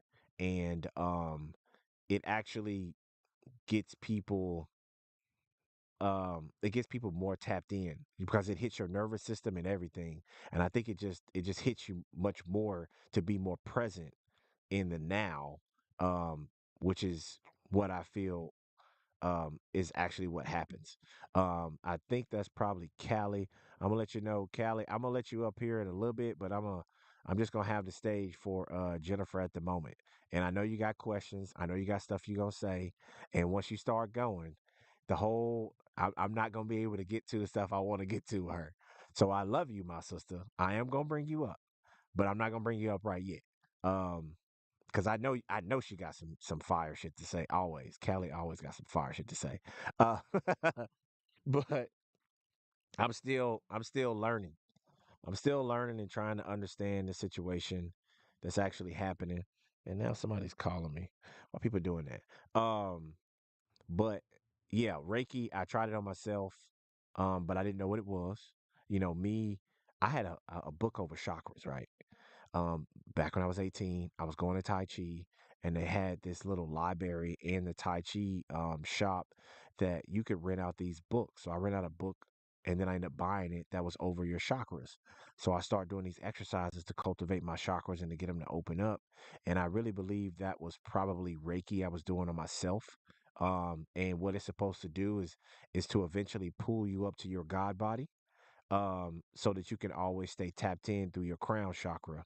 Um, but it turns out I've been tapped into my Akashic record since I was born. Apparently, that's not common. That's kind of rare, but that's actually a lot of times I found out where I pull information from. But I never go to a I guess they would be licensed I mean, not therapists, massage therapists. But I always seem to find the holistic massage therapist, and they end up doing Reiki. But as they always tell me, you can't do a massage without doing Reiki. So I always get a little bit of Reiki with my massage regardless. And I always feel much different when I leave. Like, I feel like $1 million when I leave. And I feel like a brand new person. Because getting a massage and getting all that tension and toxins worked out of your body is one thing. But it's another thing when they hit you on that spiritual tip as well. And it's cleansing that also. You just feel like you're walking on clouds.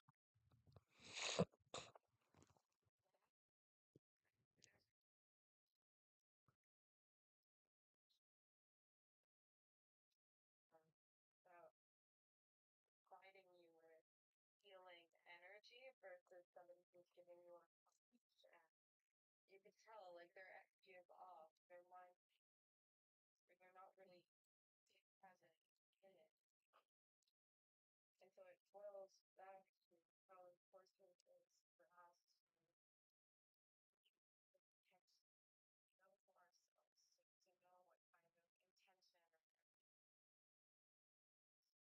or so as you shared, like praying in the shower, allowing to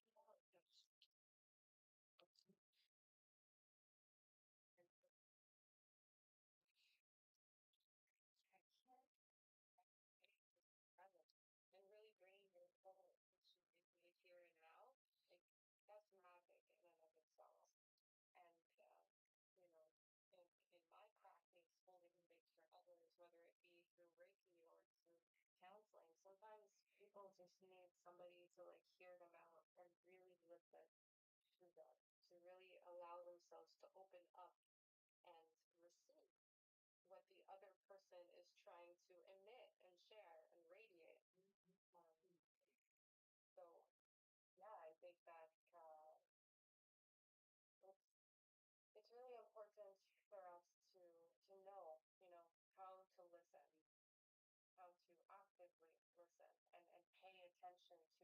subtle cues and micro expressions that are present in another person, and to read energy. And this is something that we are already doing.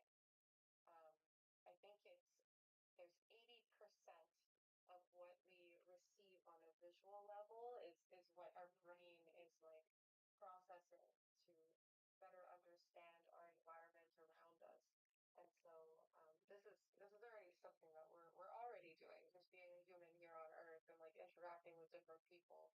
Um, and I think that when we are more aware of like, oh, cool, like I can do this, and also like my energy can impact and influence, that's that's where we can all move mountains as individuals, and also as a collective. Like imagine if we were to bring our intention together, to focus on something that we want to create. And this is something that I'm seeing, within Web3, people coming together through community, or people coming together in Web2, and working with each other. It's because everybody is leading with that intention, leading with that energy. And then we have different tools that we can use because everybody's got their own, um, their own stories, their own lessons, their own special talents. And I think that's how we can make the world a better place, coming together and using our differences and using our gifts for the good rather than, um, you know, staying in that frequency of like separation and division. Like it's not the vibe. It's not the vibe. No, it's definitely not the vibe. There is a thing. I did a I did a podcast with a sister of mine on her podcast, and she's on what is it, Spotify podcast or whatever, and I did one over transmutation, and then I did my own episode over transmutation on Brunch Before Lunch last year when I first had started doing these spaces, and that is something I was trying to get people to understand as well. Is that yeah, you can listen to if you want to listen to I guess wild and violent music, or if you want to watch violent TV shows or anything like that, you can do that if you want to. But it's be good if you know how to transmute the energy, because no matter what, you're still getting it. You just might not be getting it positive, because energy is not negative or positive. It just depends on the practitioner using it.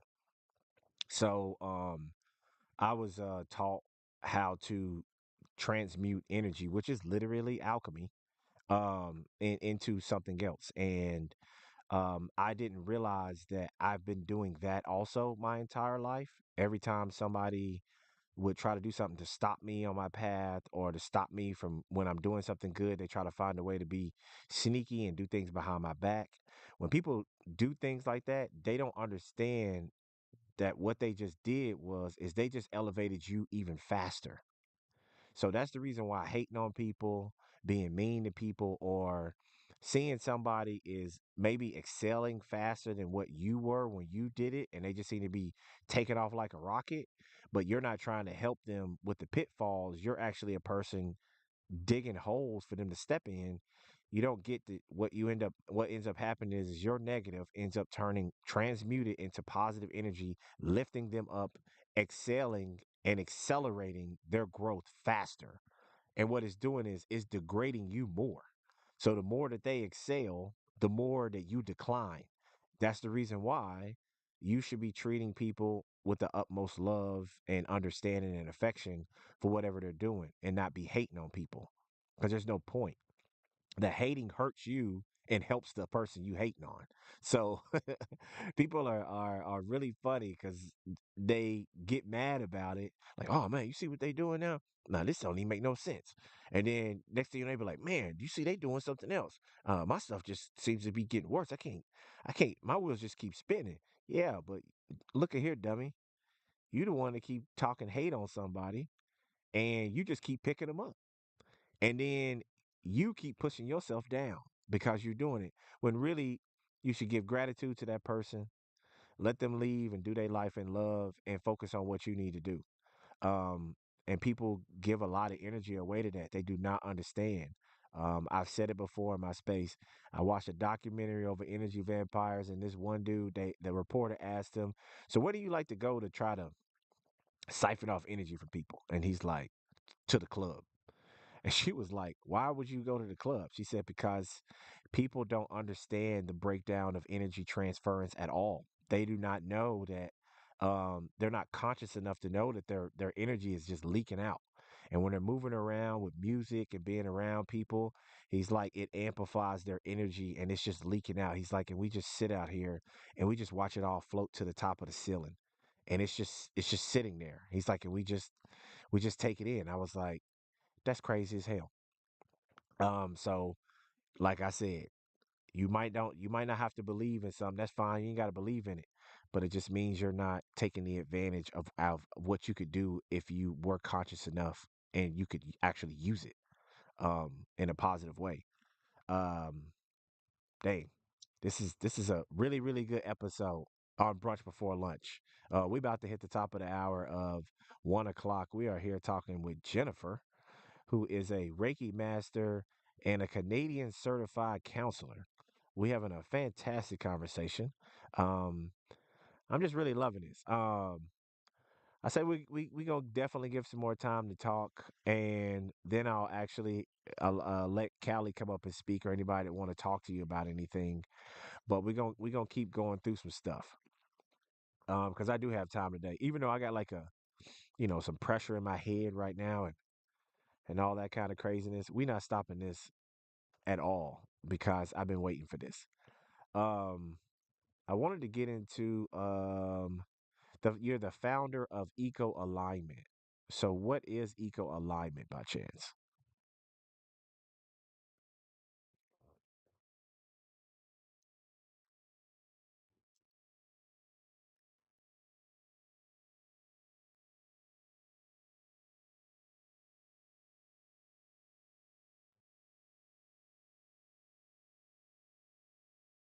Yes, I have. And so one of our teachers gave us a personal project to complete. And so I decided that for my personal project, I would become a like social media influencer, a micro influencer. This was like something that was up and coming at the time. I don't know what year this was, but yeah. And so then I was thinking about, okay, what's my handle? Like, what's my name? What's my brand? Um, and my teacher had expressed how there were a lot of micro influencers who were using their own names. You know, it just made things easier. And he proposed this idea of like instead of me using my name, um, to instead think about a message that I would like to promote. So it's not necessarily something that is like, ego driven, so to speak. Um, but there's intention behind it. So I find myself in my bedroom and being like, okay, what is the perfect the perfect message of what I want to kind of like echo through. Like, and I really thought of this from an existential level. Like, okay, if I were to, die tomorrow, like, what would be the legacy that I would leave? What would be the message that I would allow echo through time? And then um, I received, like, it wasn't something that I created. I really believe that I received this from the universe. The words were so clear. It was echo alignment. And I was like, that's it. That's what it is. And so um, when I had received this, I was when I was still very young. I started like posting like little pictures about like reduce, reuse, recycle, and like take care of your health and eat well. Like I was so like, focusing on like our basic needs. If we take care of our basic needs, then we're good, we're strong, but that message has transformed with me like through time. It's a very transformational and healing experience to really like dive deeper into the intention of echo alignment because then it brings up these questions of like, okay, first, what is alignment? What does that mean? And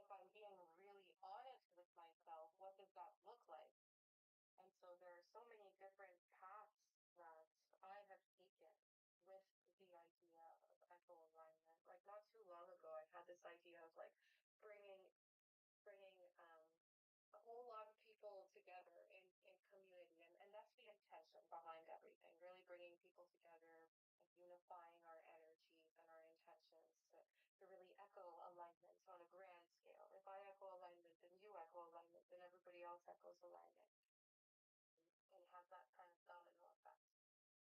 And I've come to the realization where it's like this is already happening. Like I don't need to do anything or be anything other than myself. And when I ask myself the question, like what does alignment mean for me? What does that look like for me? It's being really honest about where I'm at in this time and place. And right now, like I'm really grateful that I have the opportunity to hold space for other people through Reiki, through counseling. So echo alignment is like my private practice where I bridge the gap between science and spirituality. And it's not to say that some clients are just counseling, counseling psychology based. They'll care about like the whole energy or spirituality, and it's fine. Like that's their belief system, that's their prerogative, and I can operate from that place as well because that's from training. And but then for those who are interested in like bringing in like the counseling realm into the energetic realm, that's where I shine. I feel like um, that's something that's really aligned with me. So I'm very happy that this is something that I can commit to. And yeah, it's just an intention that I've been working with ever since I received it from the universe. And it's showing me who I really am, and it's really like peeling back the layers, removing the masks in places where I'm still wearing the mask, or where my spiritual ego is still present, and learning how to be humble, learning how to really be human in this world, um, and to not power trip with some idea that I think I am in my head, when in reality it's like, Jen, like you're just like everybody else. You don't have to be that special, like, and it's okay. Like you're good enough. You could just be you. Um, yeah, that's where I'm at when it comes to to echo alignment. Okay. I like that because it kind of reminds me of like echolocation with like bats or dolphins and it's it's nice because the echo of what it bounces off of, bounces back. So echo alignment, I think that's perfect. And to be honest with you, people can call me whatever they want to call me, but I know I'm special. I might not have thought I was special at one point in time in my life, but they wanna they wanna allow me to think of myself anything different at this point. So unapologetically, I have to be who I am, and this is who I am. I'm not arrogant about it. I'm very helpful to people. I don't throw any of the things that I am capable of doing in people's faces, because if I do, they gonna check me for it, and it's not cool. I mean, it's one thing when your mama give you a spanking. It's another thing when something on the other side gives you a spanking. It's not the same. It's much worse. They sit you down. They sit you down and to make you think about it.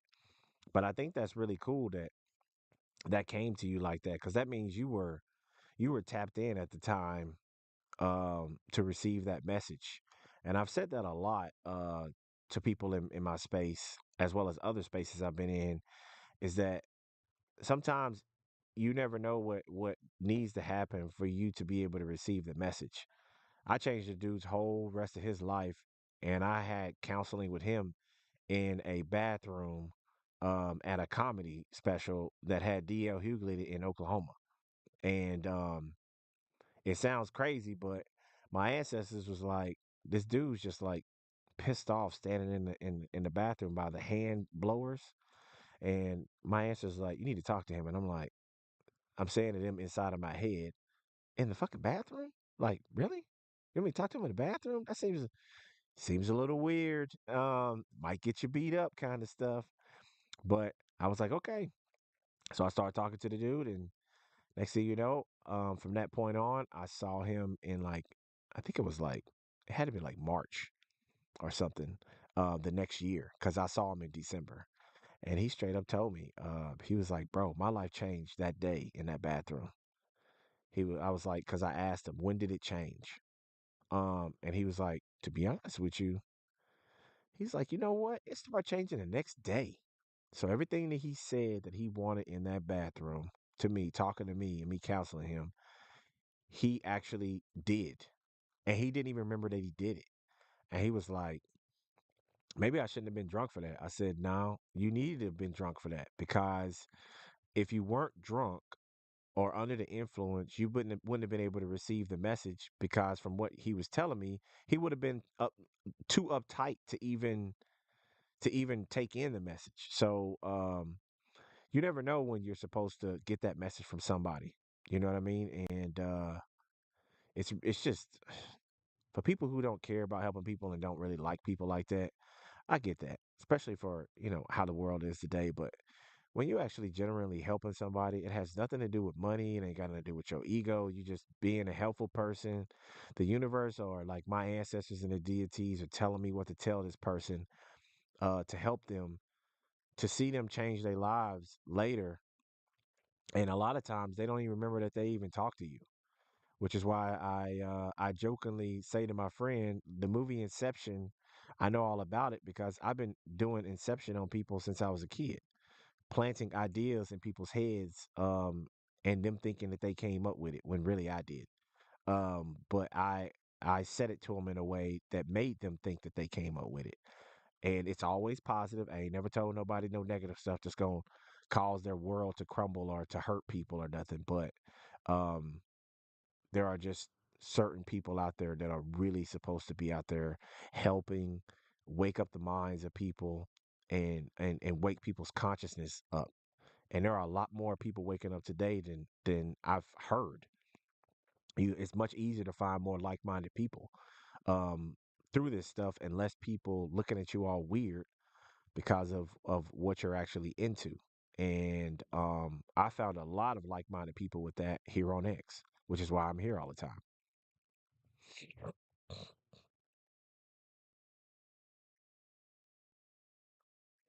I find that actually true.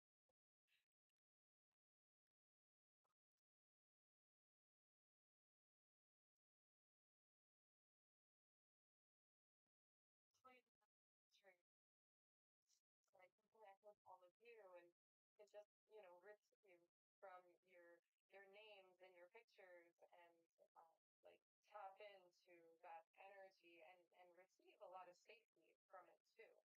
Um, and I think that's what's beautiful about technology. Like we have the tools to connect with one another. And it begs this question, how can we use this tool to our advantage and help share our wisdom and uh, I'm seeing run and express our truth. And I really believe that we all have keys to help unlock each other. And it's really through meaningful conversations and leading with good intentions that help us receive like that benefit, that good juju type thing. So I really like that story that you shared about um, listening to your ancestors and heeding that call because you could have decided not to speak with him in the washroom. Um, you could have decided to just go about your way, but you gave your time, you gave your energy, you gave your presence, and in turn, you get to receive, and he gets to receive as well. And I think that's something that we can forget whenever we're in a relationship with somebody or in whatever situationship. Like there's so much that we can say to another person, and there's also so much that we don't have to say to another person. For instance, there have been moments in my personal journey where I meet somebody somebody and there's a question that comes to mind and it's something that I want to know about them. And I will just hold the question in my mind, and as they express themselves to me, they will answer my question, and I didn't have to say anything. Um, and this is something that I imagine everybody else has practiced or encountered on their end. But there's a lot of power in just holding space for our curiosity and being open and coming from a place of kindness and understanding that gives us the opportunity to receive more from the other because the other person feels so safe to stand and support rather than trust and footprint. So yeah, I think that there's there's a lot of power in having these conversations with others, and when you can harness our own energy to really embody that space, we become portals there for us. That's what it's all about. That's what I hear all the time. And I don't know what it is. It's just something about you. You're just so, I don't know, you're so calming. And I just feel like I could just, open up and tell you anything. And people do, okay? People do. My whole life. My mom, it happens to her. To me, it happens even more. People will tell me things they don't tell anybody. And I've only known them for 5 minutes in like the grocery store on like the chip aisle or something. And they'll tell me all kinds of secrets. And they'll always say the same thing. This is always what they say. Well, damn, I can't believe I just told you that. It's like I don't tell anybody. I don't even know. I just met you 5 minutes. I can't believe I just told you like a secret of myself or something like that. I'm like, I just always tell them the same thing. It's cool. I mean, it's still a secret because ain't nobody. I ain't telling nobody. So it's just between me and you. And some of us people out there that people feel that comfortable with being able to almost feel like they're talking to like a loving parent or something like that. We need people out there, whether you went and got education for it and got a certification or you didn't, because at the end of the day we both are doing a job. And I tell people the bill always has to be paid. You are building great karma just by helping somebody change their mindset, to maybe get through something else they need to in life to get to the next level. And that needs to be taken more in a more account from people, and really looked at more than somebody needs a dollar amount all the time. Now, granted, we all got to get paid. We got bills to pay. We got babies to feed. We got lives to live. I get that. Um, but you don't have to think about that all the time. And if you're not trying to force that every single time somebody's trying to get some help from you or something, then what ends up happening is you become the rock in the river and everything leads to you. So then you don't even have to go nowhere and search out for monies or opportunities. They're literally laying right at your feet. So that's what another thing I think people need to pay attention to as well. Man, we cooking like hell on here today. Uh,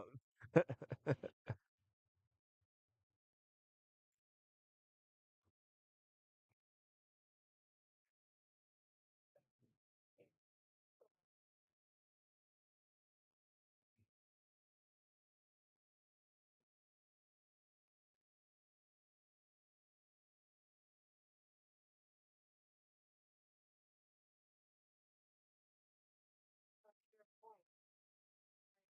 I think it's 100% okay to protect that like exchange of energy.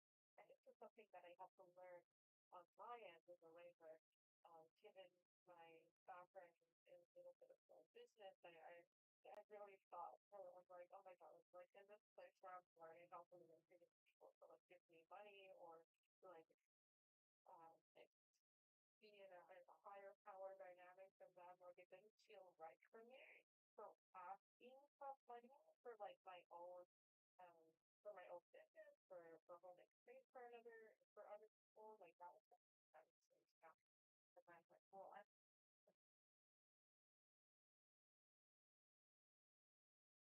talking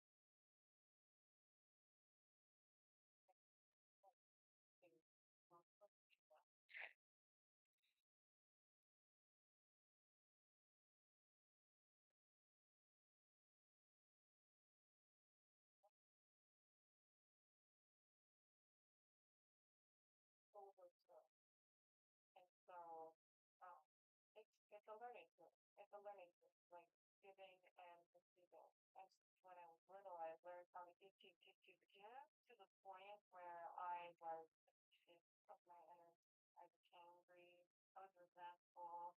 Um, I didn't stop to give anymore. Like I really wanted to like preserve my own energy and protect myself. And I think that's why boundaries are so important. And boundaries is what I talk a lot about when I'm holding space for clients in a way where, okay, yes, there's an exchange of energy in terms of you paying me for my services. And um, that comes with a lot of like good boundaries because if we are to ask for help, we kind of have to commit and make that investment in ourselves. And so that exchange of energy is a representation of that. And what I like to provide is more value than what the other person may be expecting on the other end of the line. For instance, a reflection of this may look like um, my counseling sessions look like 1 hour, but I have the tendency to like overtime all the complicated. So when we hit the 1 hour mark, it's like, oh my god, oh, there's not enough. So she's getting to the kid stuff. So like I will be still constitutive or or from that place because I know that there's something that will benefit them. And then what's really important for me is to also be aware, okay, so the other person also has like their own life, their own time and energy. So if it's working for me to check in with them, like, can I still get to use now, or do we, do we end the session now and we create more space and time, get a later thing. So, um, yeah, this is like a long story to say how boundaries are so important, protecting our energy is so important. And it all comes down to like really knowing yourself, knowing what you should, and knowing who you are. Like I know for myself as a highly sensitive person, I could be quiet like that, but it's not like the first I was being quiet. I like to have a little bit of space in between, so like my energy and think about something else rather than the consistently like being in service to other people. So I think what's really important when we are doing this helping and healing work is to also be mindful of our own energetic resources, like checking in with our own social battery, checking in with, did we drink enough water today? Did we move our body? Um, did we have time for play? It's not just about doing all of this beautiful healing work, but there's also like other aspects of our identity that make us who we are that are important and they don't need to be neglected. So finding that balance and, anchoring into that deep alignment, that's, that's what's like super important, all of us. Facts. I'm a bit of a workaholic, so I have to work on that, pulling myself back and not not letting myself burn out. Um, It's something I've been working on. I'm probably have to work on it my whole life because that's just how I am. That's how I'm wired. I can do a lot of things all at one time, retain all the information from everything that I'm doing, um, and be able to give the information out to help somebody from all the stuff that I'm learning at the same time. That is a crazy brain. But I feel that's like a priority or a requisite to being, I don't know, highly successful, because that's just kind of the way people's brains work. But you got to be careful with that because it can definitely put you in the grave way before your time, because your little organs and everything in your body factory, it's running on overtime all the time. You know what I mean? And the times that you feel weak, that you know you need to just chill, you don't. You just keep pushing, and then next thing you know, you end up in the hospital. So those are definitely important things, because for for people who really want to grasp the concept of what we're talking about with energy, every single thing that you do requires your energy. You leave a little piece of yourself on everything. Rather, that's if you open a door, you're leaving a piece of yourself. When you get in your car, you touch your steering wheel, your energy's all in the car. When you sleep in your bed, your energy's there. Like your toothbrush, like you give a little bit, a little piece of your energy with every single thing that you do all day. You touch any of that, because energy is required for everything. Whether you see it or know about it or not, you're doing it. So you have to be conscious enough to be able to try practices you've never done before, just so you can learn how to cultivate that energy in yourself, so that it overflows abundantly, and you'll be more conscious, and you won't burn out, because you'll feel that, I might need to chill. So, and you will. Um, and then other times, you need to go, full throttle, and you will. So it's just very, very helpful. And I'm grateful to have these conversations, and I'm grateful of the people that are in the space, as well as the people that are listening in on the live as well. It's just this is this is to me, this is a milestone for me, because I when I first started doing this back in July last year, I was like, man, I want to guest on my show. Like I'm like, my brain really be thinking like Joe Rogan type of type of shows for real. But I was like, dang, I want somebody on there. Never happened. It never happened last year. Never Things never lined up. I never talked to people where I was like, I want to interview you or have you on my show. But Jennifer randomly comes into Wake and Bake. And I'm like, hold up, her name's Jennifer. I think that means something. And then I click on there, and it said Reiki Master, and I was like, God damn it, that's what I'm talking about. We're in a good spot. Okay. So then we started chatting in the DMs. I think we chatted for like, it was hours, and we were doing long form text with each other in the DMs. They weren't no short little like they were paragraphs, and I was thinking about it, and I was like, yep, she's who I want to interview, because I want people to know about this stuff. I want to learn a bit more about it. And I think we can have a very great and memorable conversation that can help a lot of people. So I'm so glad that we did it. Uh, I got one more thing to talk about, and then Callie, I'm gonna let you up, and anybody else want to come up, and I'll let y'all speak your piece and let you talk to Jennifer. But I wanted to ask you about that. It shows that you partner with ReikiDiscovery.org. Okay, break that down for me a little bit, please. She's doing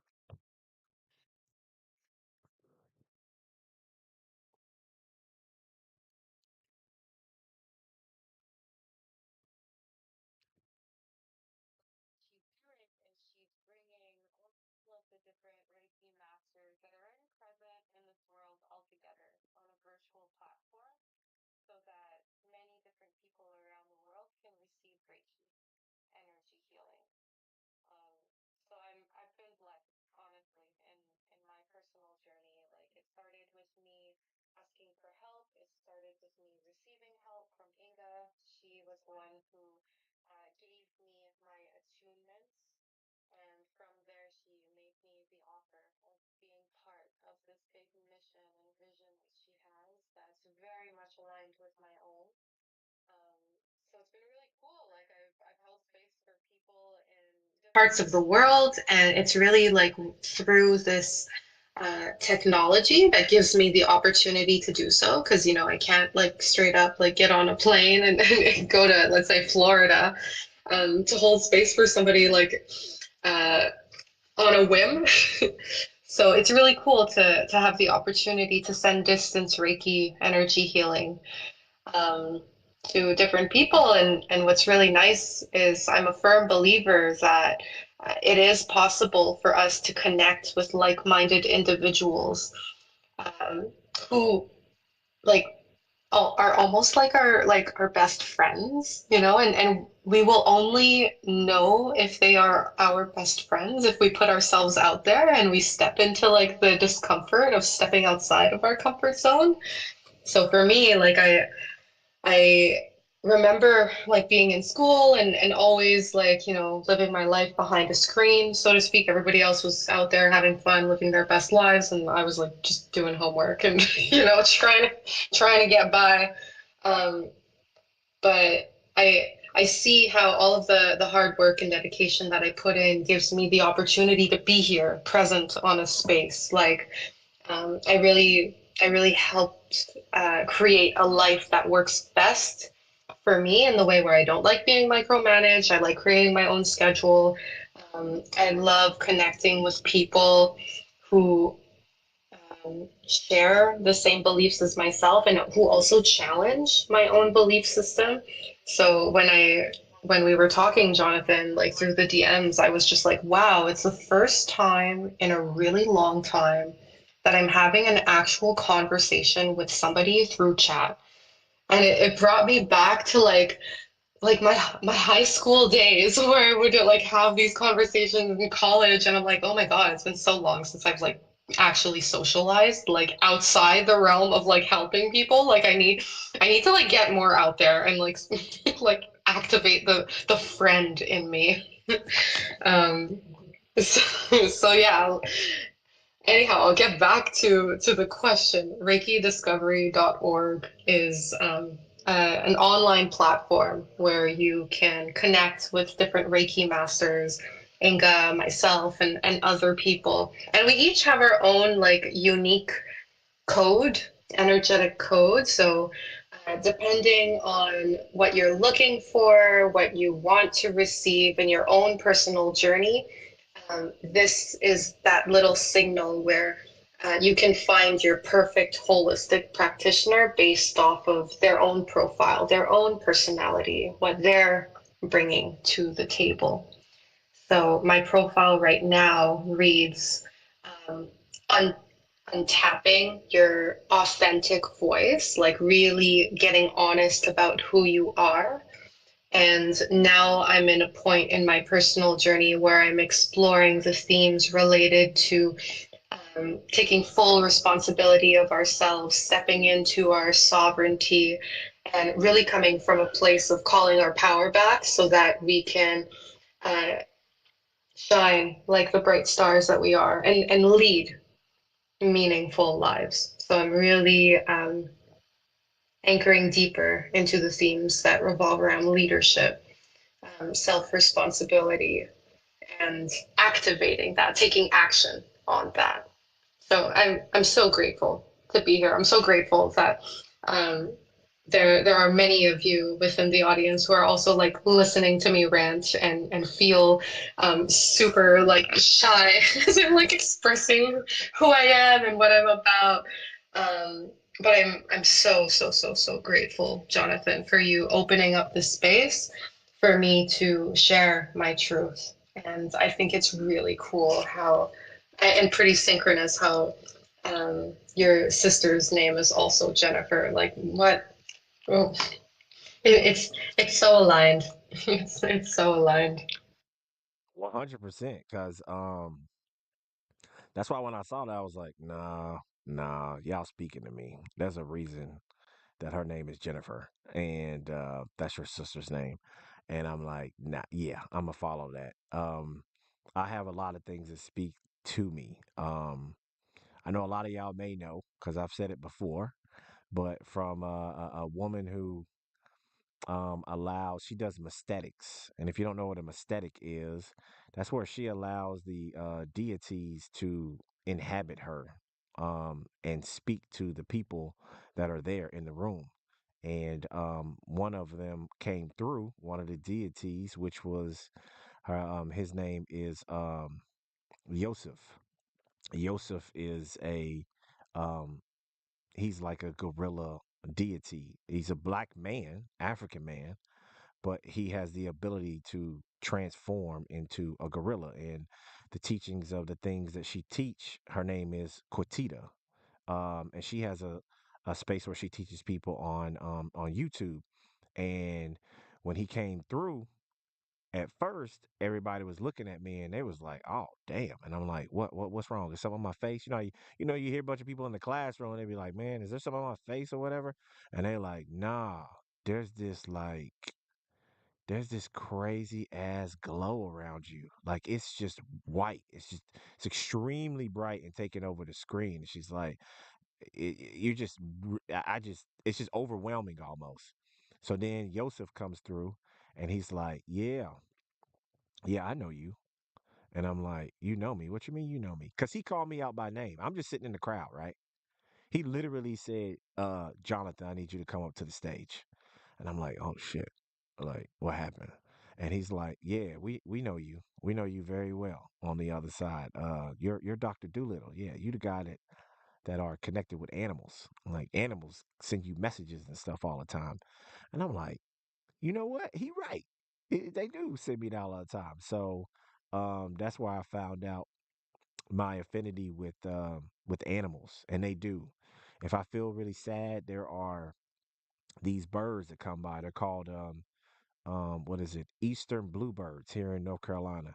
I don't normally see them ever, but if I feel really sad, I'm breaking down, or I'm feeling like I want to be, I'm getting